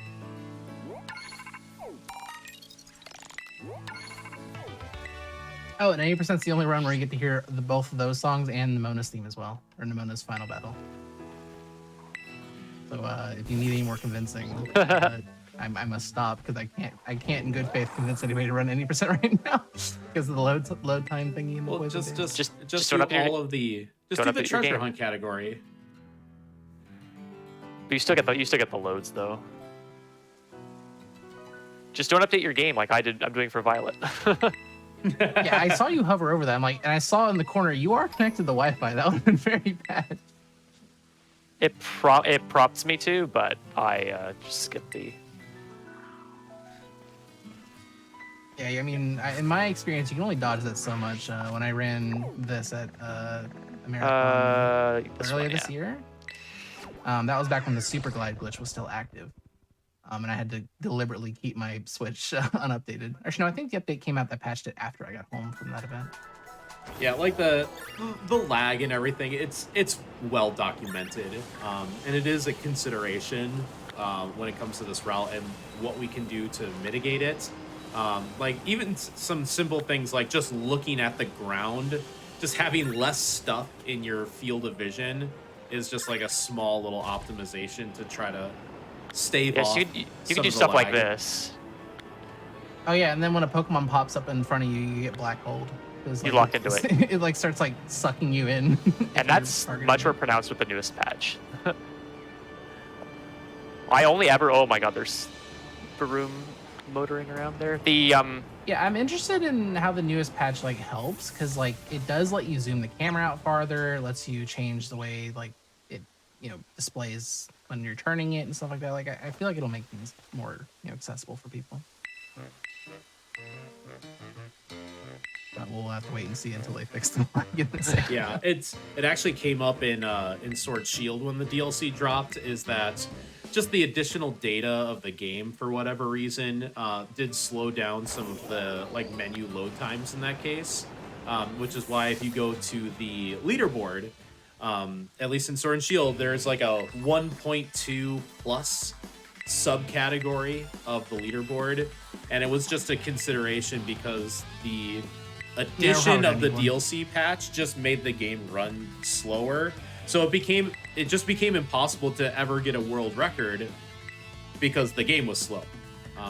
So we just wanted to make sure that people still had an incentive and motivation to run the game, even though there's now kind of like a legacy category. And Can you uninstall the DLC in this game? Is that a thing you can do? No, because like because if I've bought the DLC on both versions, I'm gonna get that text every single time. Where it's like, hey, we're going to the. It's not that the DLC has data. It's the whole patch. So even if you've not bought the game, the data is still there. And I'm asking quote unquote for a friend because I don't want to get that call from Jock every time. I don't have a game that doesn't have it. I just save after the Jock call. Yeah, for the single story, you just save over that after it's done. My poor 90%. Yeah, so there might be a consideration for Scarlet Violet for the same reason, but kind of have to wait and see. Obviously, the game is still very new, or the DLC is still very new. The game's been out for almost a year now, which is wild to me. Yeah. Yeah, it's a work in progress for sure. I'm So this is excited the for the infamous blueberry. poison base here. So I'm excited for the blueberry academy. Yeah, the poison base deliberately Iron's gonna be taking a route that stops him at a certain point that he has to wait in front of. Otherwise, there's like a 15-second difference in the amount of time it takes to load the battle. yeah, something like that. It's very silly. Yeah, you want to It is end. extremely silly. You want to end your mosh pit session on the dirt and not the grass. And closer to the 10 where the Starmobile comes out as well. Right. Yeah, so the most obnoxious thing is like, because there's poison types of all kinds, and when you're running any percent of, Crocalors on deck, and you see a bunch of Whoopers and Clodsires. Oh yeah, definitely. Yeah, so the spawns can be kind of varied, but luckily I don't think anything in the party's gonna have much of an issue with any spawns here. I don't have a weakness to like any of the common types here. Oinkalone's, trying its best.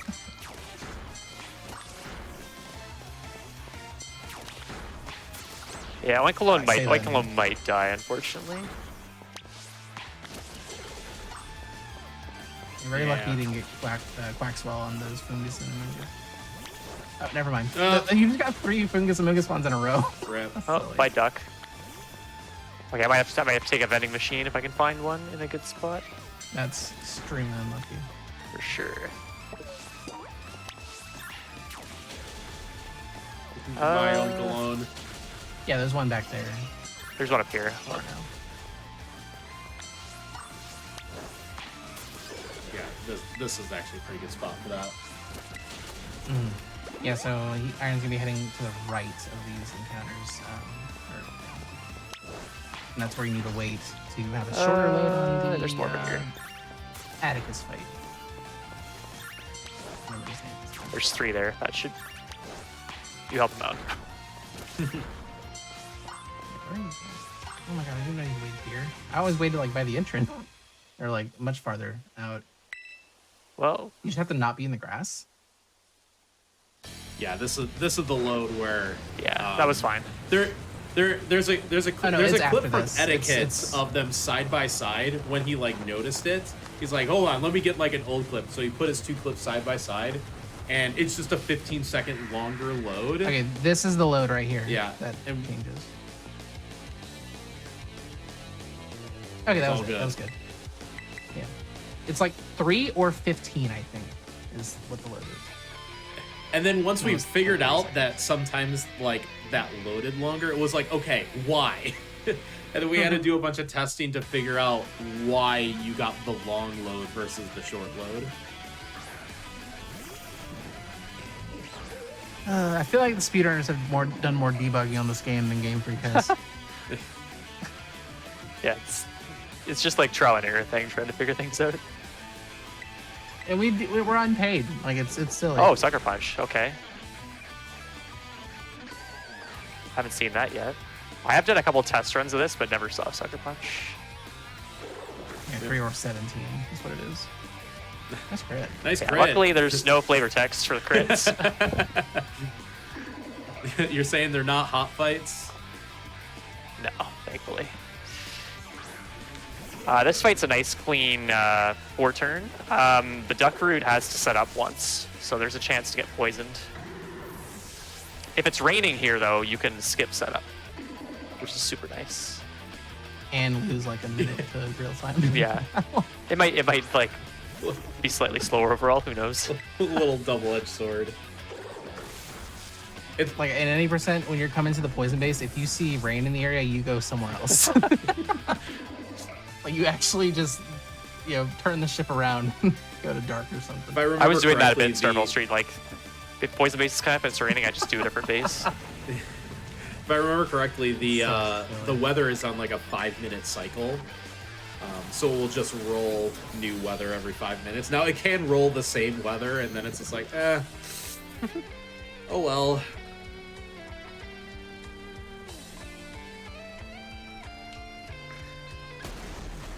Yeah, not too bad. Yeah, Metachamp's putting in some good work. Yeah, Metachamp gets access to really good moves. We saw Poison Jab earlier. That's obviously a TM move. It gets all 3 elemental punches, which is super nice. Ice Punch is used quite a bit in Teal Mask. Thunder Punch is actually more useful for Starfall Street. We'll see later why that is. Ice Punch just isn't quite as useful. Kind of the old, post-patch where there's a 2-minute cycle? Is that like the recent patch? Ooh. That's scary. I don't like that. that means you have a lot more opportunities for rain. But yeah, it's the old like the bolt beam theory. The electric and ice is near perfect coverage. In older generations, it is perfect coverage. So to have access to that is obviously incredible. Yeah. And then again, it's really the ability, pure power. Effectively, I have 120 base attack right now, which is pretty good. That's pretty high. Oh, Crisis, Muscle Band as well. Iron's playing pre-patch, so yeah. We're not gonna get that load. So the load is the 2.5 minute load is right here. This star thing would be on screen for 2.5 minutes in the new patch. Not all the time, every so often. But I haven't updated Violet yet, so no dice.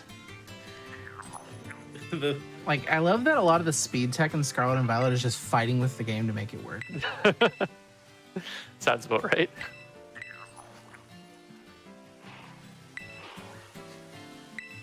I love this. So, disclaimer. Violet in general is slower than Scarlet for reasons that are unknown. People have their theories, but it's really unknown as to why that is. And but now I think with this Atticus load, it's certainly safer. It's anyone's certainly game. safer to run Violet Starfall Street at this point.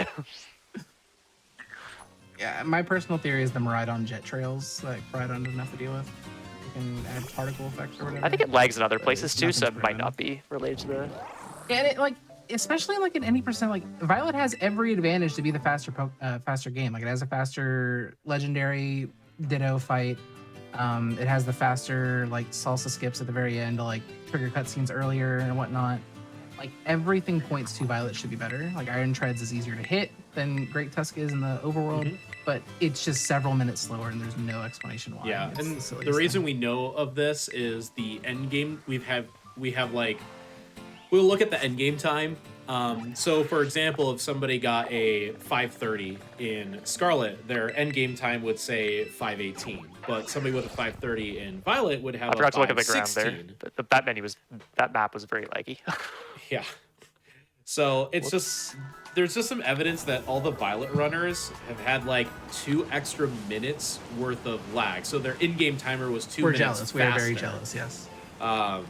So it kind of leaned everybody to run Scarlet for the most part, but they are effectively We, the the same. Violet community, are filing a class action suit for damages. Yeah, I had to buy a whole Pokemon Scarlet to compete in this game, and I didn't really feel like that was fair. Controversial opinion, I like Miraidon better than Koraidon. Me too. I don't like how silly it looks just running around. and High stuff. five, buddy! yeah, I got Violet first as well, and I was like, Same. I guess I'm getting Scarlet, and then I updated Scarlet with the DLC, and now it's horrible. Yeah, this. Plus, Miraidon is an archetype deck in the TCG meta because its ability is very good. Yeah, like in a vacuum, like if both games perform the same, Violet really should be the faster, at least for as far as any percent is concerned. Right. Like it just doesn't. It has like It's 3 or 4 things that are more optimal, and then like Scarlet has like 1 thing that's more optimal.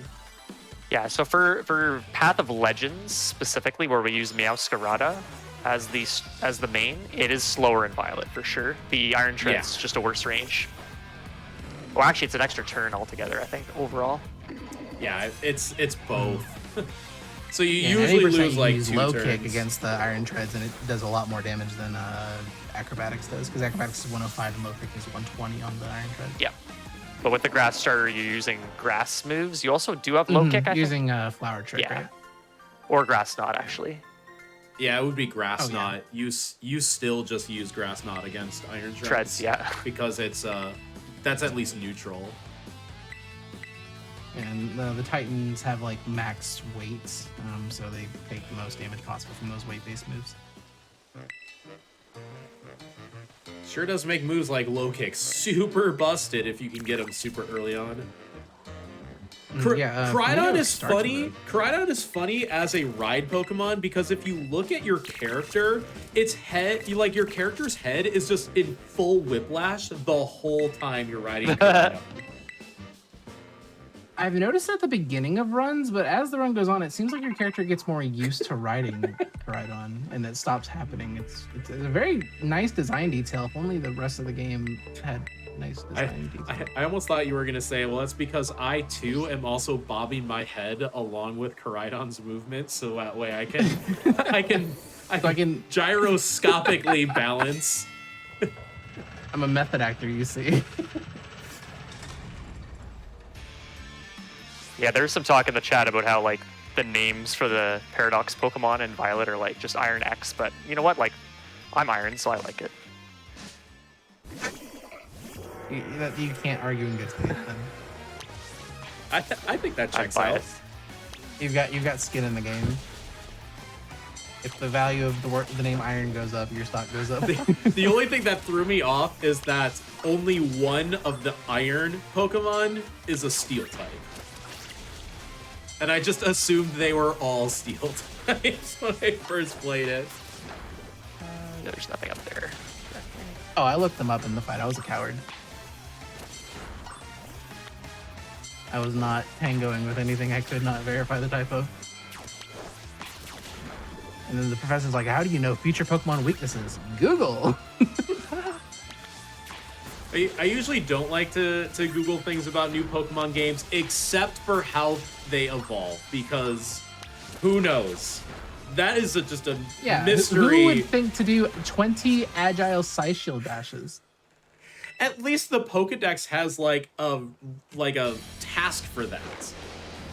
But here it's like spin around in a loop 8 times counterclockwise an hour before sunset before running underneath the Great Mountain of Paldea. To which you have to blink twice, rub your head and stomach while hopping on one foot at the same time. And that's like how new Pokemon evolve. Mm-hmm. So, to which my response is, Google, tell me the answer. Look, after the Rotom Dex, I think they expected people to like that. So we kind of got a good glimpse into what they think players will like from these games. If the Rotom Dex was a big selling point for Ultraman.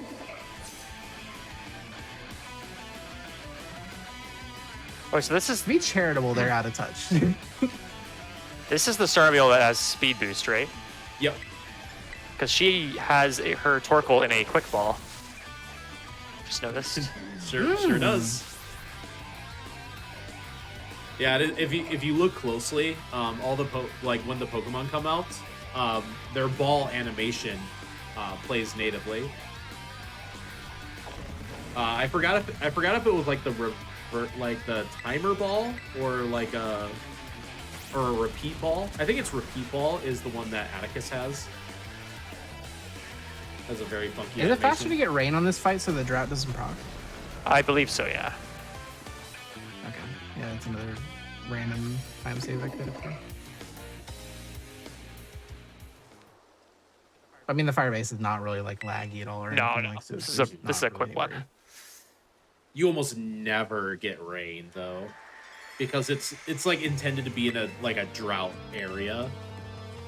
Mm-hmm. Hence, that's where they stuck the Firebase. All right, well, for those of you who are counting, that was the 5th and final base. Hooray! So now we have the 2 worst fights in the run coming up. As is tradition. Oh my god, we had to fight Clavel. I just remembered. But you mean Clive, right? Clavel is kind of a nasty fight in like all Sorry, the categories. Clive. Yeah. Yeah. But that's still a nasty fight in like all the categories. Yeah, it's disgusting because like you either have to deal with Amoongus's effect spore or you give Clive a Gyarados. Yeah, Those are your I'm two opting choices. for the Gyarados here. Yeah. Intimidate just like kind of neuters Flamigo a little bit. Yeah. Unless you get Scrappy, I guess. So another thing also is the starter choice is actually kind of important for this because for the bases, for the Let's Go component, you want to have a Pokemon that has reasonable speed and reasonable attack because there's a formula that Anubis kind of worked out, which is super, super cool, which kind of dictates who wins one of those auto battles. And you want to have good speed because it sort of simulates a battle. And then you take a certain amount of damage based on how well you do in that battle. If you use the Grass Star, Grass just doesn't match up well at all. Spiders tried a little bit of that with the Cat. Even though it's fast and has good attack, the type matchup is also pretty important as well. And the Fire Starter is also just basically slow. uses a move like that is your primary type against a move that is the opponent's primary type. There's a whole like decision tree for it. It's very interesting. At Sabuna Switch, Sabuna_Switch on Twitter if you want to see that for yourself. Yep. And the Fire Very helpful person in our community. Very helpful. Iron, you wouldn't happen to know anything about the Moth route? Yeah, that's a really cool route. Spider routed Venomoth as a main for this, which is kind of a very out-of-the-box Pokemon you'd use in a speedrun. I was initially looking into it. I think I looked into it briefly, and I was like, has to go for extra moves, whatever. And I think Spider was also kind of looking into it for a partner Pokemon. And they found out it's actually very fast for... No, I don't want to go to the academy. There. Very good as a main for this. And that's super helpful for both these last final fights, because if you're a physical attacker, you are at a bit of a disadvantage here. The physical attackers just generally perform well. Someone mentioned, I don't know if it was Dynam, mentioned that physical move, you saw animations are on as well. That's something I don't know if we mentioned. The game forces animations on. Physical moves seem to be faster than special moves. Yeah, like we said, this was in Arceus too, but in Arceus is not focus battling. Like there's maybe like a fraction of the battles in Arceus as there is in like other games, especially this one, that you have to do. But you know, it's been interesting seeing like the challenge of routing move animations and timing them and determining not what move is the best to take out a Pokemon in one hit, but also comparing to how long the move takes to animate. So this Oranguru is super annoying, so I need to be very careful and be keeping on. Yeah, it has foul play, so if you set up too high, it'll just kill you. On the Zangoose route, we use Belly Drum, and that is an Oko to myself. I should have X-speeded. But not for me. That's okay, though. Okay, I should have X-speeded first. I don't want it to foul play here. Please do not do that. Wait, this was Clavel the whole time? Okay, What Yawn is happened to fine. Clive? It's good. Yawn is good, question mark? It's better than another move. Yeah, luckily this isn't Arceus, because when you're Okay, sleepy, so you if take it one yawns extra again, that's moves. fine. Foul play is also fine. So I will use a full restore now.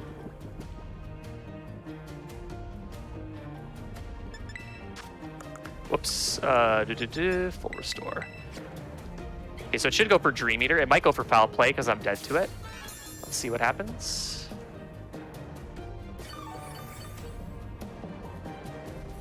Is that a high roll or is that a normal roll? No, it's just doing a ton of damage. Okay, so we do this, and I should win. So the main issue here is this Oranguru has also Reflect, which lasts for 5 turns, and you can't KO the Oranguru in 1 turn. Everything else, you have to do weird stuff, like if you have Reflect up for this Poltegeist, you have to Terrastalize and use Zen Headbutt to kill it. It's super brutal. I assume stalling out the Reflect is just no good because... You might have to, because depending on when if you get yawned or something like that as well. Yeah, Clive is just like, I don't know, it's just one of the hardest fights in the game. It's not even like the finale of any path. Like it's disgusting.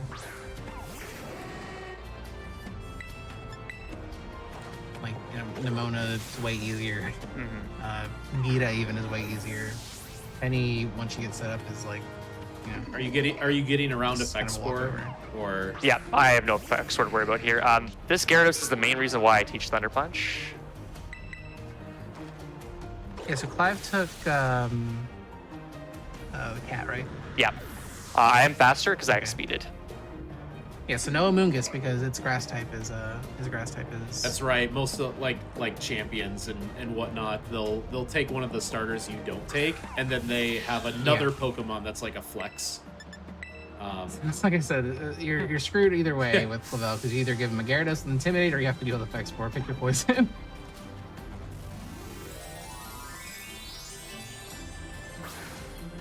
Yeah, Brick Break is like on top of a cliff in the desert outside of Kaskarov, but it's just super far out of the way, like actually inaccessible in Starfall Stream. There's one in the mine as well. It's also very out of the way. You don't go there in Starfall. All right. So with the riskier route here, you would high jump kick the Oranguru and high jump kick the Neoskrada. If you miss either of them, you lose because you lose half your health. So Yeah, not it's marathon safe. it's half the health you would have dealt. No, it's half your HP. Oh, it's Yeah. well. Then you just lose. Yep. Unfortunately. Okay, well that wasn't too bad. You ideally do want to see yawn. Either yawn. Sometimes it yawns when you're asleep, or it yawns a second time. That's technically faster. And I do ideally want to set up the X speed there first, because if it does foul play turn 1, it won't do very much damage, and I can safely set up right away. If it had foul played turn 1, I probably would have had to use an X defense. And then that might have opened up the chance of seeing Reflect, which... Yeah, they really designed these fights to really just screw over speedrunners, because, like, yeah, the Clive fight has the Oranguru at the beginning with foul play and Reflect and all that stuff while you're trying to set up, and then Gita leads in his Poplar with the new ability Opportunist that copies your stat changes. Yep. So the whole time you're getting set up, Espathar's like, yes, please, I'll take more of that.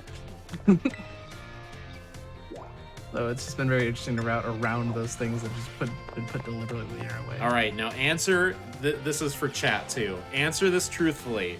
How many of you waited until the game was actually nighttime to go to the schoolyard to meet Cassiopeia, instead of just going there and having the game auto set it to night?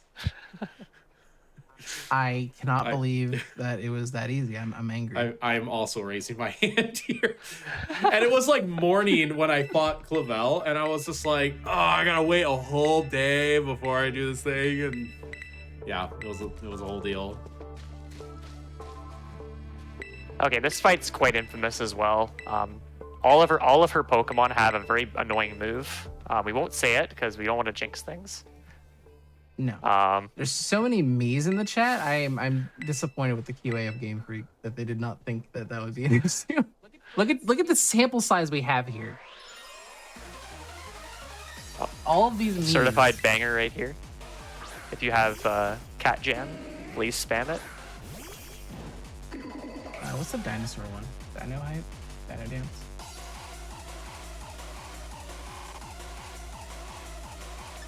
Seems so good.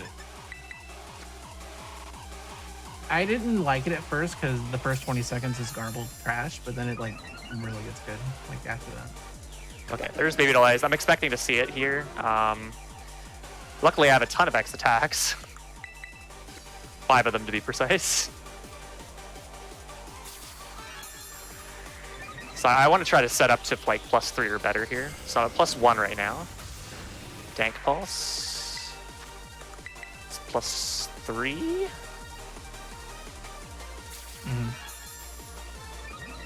See what it does here. Yeah, they all have that move, so that's good. Yeah, we just go. Okay.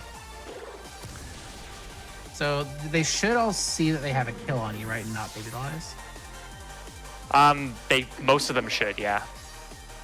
I would agree there. Sometimes weird things do happen, no? Yeah.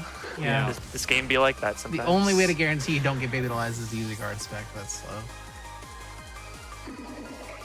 And even then, it would wear out by the end of the fight, and then you would still get him because every single evolution has baby doll eyes in this fight. Of course it does.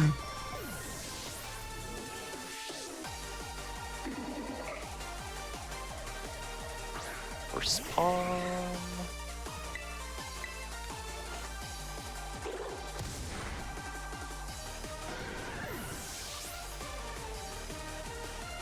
This is a super hype final fight. I mean, I don't like how little of a chance Penny really stands. I wish You should hold that. You should hold that thought. Sorry, I'll wait a second. Sorry, I'm used to Flamigo that just walks all over everything. There may or may not be a fairy type as the final Pokemon here.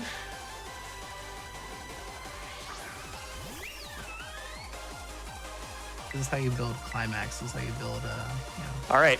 Oh, You saw what move I selected. I sure did.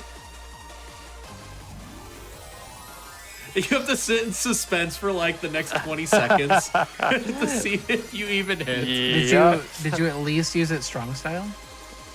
I do love makes it 100% I do love that strong style does add to the accuracy. Yes. Okay, we did. Yeah, we did it. let's go. Yeah, so I wish Penny had a stronger team. I'm glad she doesn't have and, Espeon. I will say put up more that. of a fight. Espeon would be. Yeah, I think Espeon and Glaceon both have like 130 special attacks. I think that's why they deliberately didn't put those two in. Which Jolteon has pretty high special Kind of. attack too, but yeah. It's like 110. Yeah, it's The yeah. All Glaceon, the Espeon have evolutions 130. have like the one. It's like the 130 or 135 in one of the stats, and yeah, for Espeon it's special attack, and for Jolteon it's speed. Yeah, so that is the end. Unfortunately, there's like a 5-minute cutscene at the end of the run before we officially call time in PB attempts, of course. Depending on what we are doing, how we're doing for time here, we could call it a bit early, or we can. Yeah, we just to keep the single stories standardized, they all start and end at the exact same time, since it's easy to time that way. Yeah, like what we said, like the school gives you the title card for the storylines. The end of the run is when the title card reappears and says complete, and then when that fades away, that'll be time. Unfortunately, with Starfall Street, there's like the post Penny cutscene that we're in here, and then we still have a little bit more moving around to the director's office, and then we talk to Penny one last time, and then after that we get the end of the title card. Yeah. Oh, this is nothing. Pokemon Mystery Dungeon Gates to Infinity has 20 minutes of text between the final boss and the end of any episode. Ooh. Jeez. Something when you have a good plot in a video game, it does add a little bit to the I speed would not run. say Gates to Infinity has a good plot. It's no. Listen, I think really slow text speed. I think Starfall Street has an amazing plot, and in case anybody didn't know, Penny's codename is Cassiopeia, which is a constellation in the night sky. It's the big W, and the W has the 5 points, the 5 stars, and those 5 stars names are the base names that are in the game. So if you ever thought, why is this called like the Cath base? It's because that's the stars of the constellation Cassiopeia. And then we take a W for beating Penny. Yeah, something like that. There's so many layers to this. We've got a few minutes. Do y'all have any shout-outs you want to do? Yeah, well, first of all, thank you to GDQ for having me. Kind of got the invite a couple days ago, so I had to quickly de-rust this, but it was a lot of fun, and I love this category so much. It was the first category I routed for this game. Everybody was kind of focused on any percent and like Path of Legends, and myself and I think Spider were the first two to kind of dabble with it, and we tried a lot of different stuff, and we ended up getting to where it is now. So shoutouts to Spider as well, and a few other people in the chat like Crisis who've picked up this category and gotten some great times with it as well. Shoutouts to the PSR Switch community. Super great people. If you're interested in Pokemon speedrunning on the Switch titles, please join the Discord. I don't know if one of you can share that in chat or not, but lots of great people, super helpful, really awesome, kind people there. And also thanks to T-Pat and Halkery for commentating this run. Super fun. Absolutely, I didn't expect to commentate this run, but I do have some knowledge, so it worked out. Yeah, of course, I'm just glad to be here, and kind of the same deal. Just getting the invite from church I screwed this up a couple days ago was awesome. There's a bit of execution here. Yeah, I gotta go to the director's office. Whoops, That's time right. lost. Yeah, we're not. You almost got director's cut. Yeah, everybody in the Switch community is just so friendly, and we get new people in the Discord like every day, and they're usually they're full of questions, and there's just as many people who are ready to answer those questions and really walk and guide people through. Like, I'm sure there are so many people here that would almost personally sit down and help coach you, and I can tell you that the other guy in this call, his name's Halkery, has done some coaching for me in the past, so we are all so welcoming to anybody that wants to come in, or even if it's just a simple question for a challenge run that they're doing. Sometimes we have the answers, because obviously speedrunning there's just so much that goes into like the back doors and just Yeah, the if you'd ever groundwork. like to learn anything about Pokemon Legends RC speedrunning, I am dying to help you. I'd like to see that game grow and flourish. It's amazing. I love it. It's my favorite speedrun of all time. It's definitely my favorite casual experience in Pokemon. It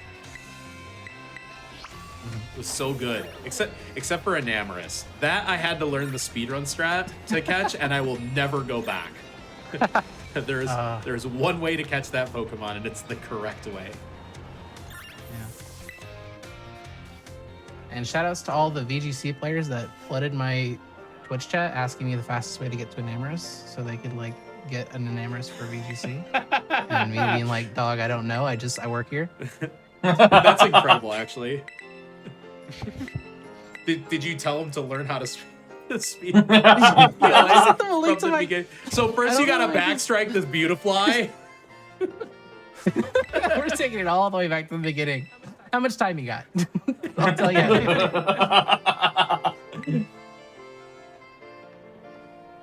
Yes, there's going to be a Starfall Street Complete title card up on the screen, and time is when that fades, first frame after it's completely faded out. So time will be now. GG. GG. GG, thank you. It seemed pretty solid for a route that you just came up with. Yeah, the fun thing is there's not a lot of mandatory fights, so the routing is actually pretty straightforward. It's also, if you're into routing and coming up with routes, these games are just fantastic for that. So I also routed Medicham for the DLC as well, so I had a bit of a sense of what worked well there. So it was kind of just tailoring it to these fights. So yeah, like we said, there's a lot of things that worked out in this game early on, because this game just has so many options available, right at the beginning. And anything a lot of things can get through very quickly. So, so I don't want to shut y'all up, but it would be if we could go get back straight to into a break to get. Yeah, we're a little behind here. Yeah. No worries. Thanks for having us, and we'll see you after the quick changeover and back for T-Pat's, the conclusion of T-Pat's run. Hopefully. No crashes this time. Will he catch the Slowpoke? You will have to wait and see. So we're gonna take Pokemon Sword 2, Slowpoke Strikes Back. We're gonna take a quick break, everybody, and we'll be back with the continuation of Pokemon Sword.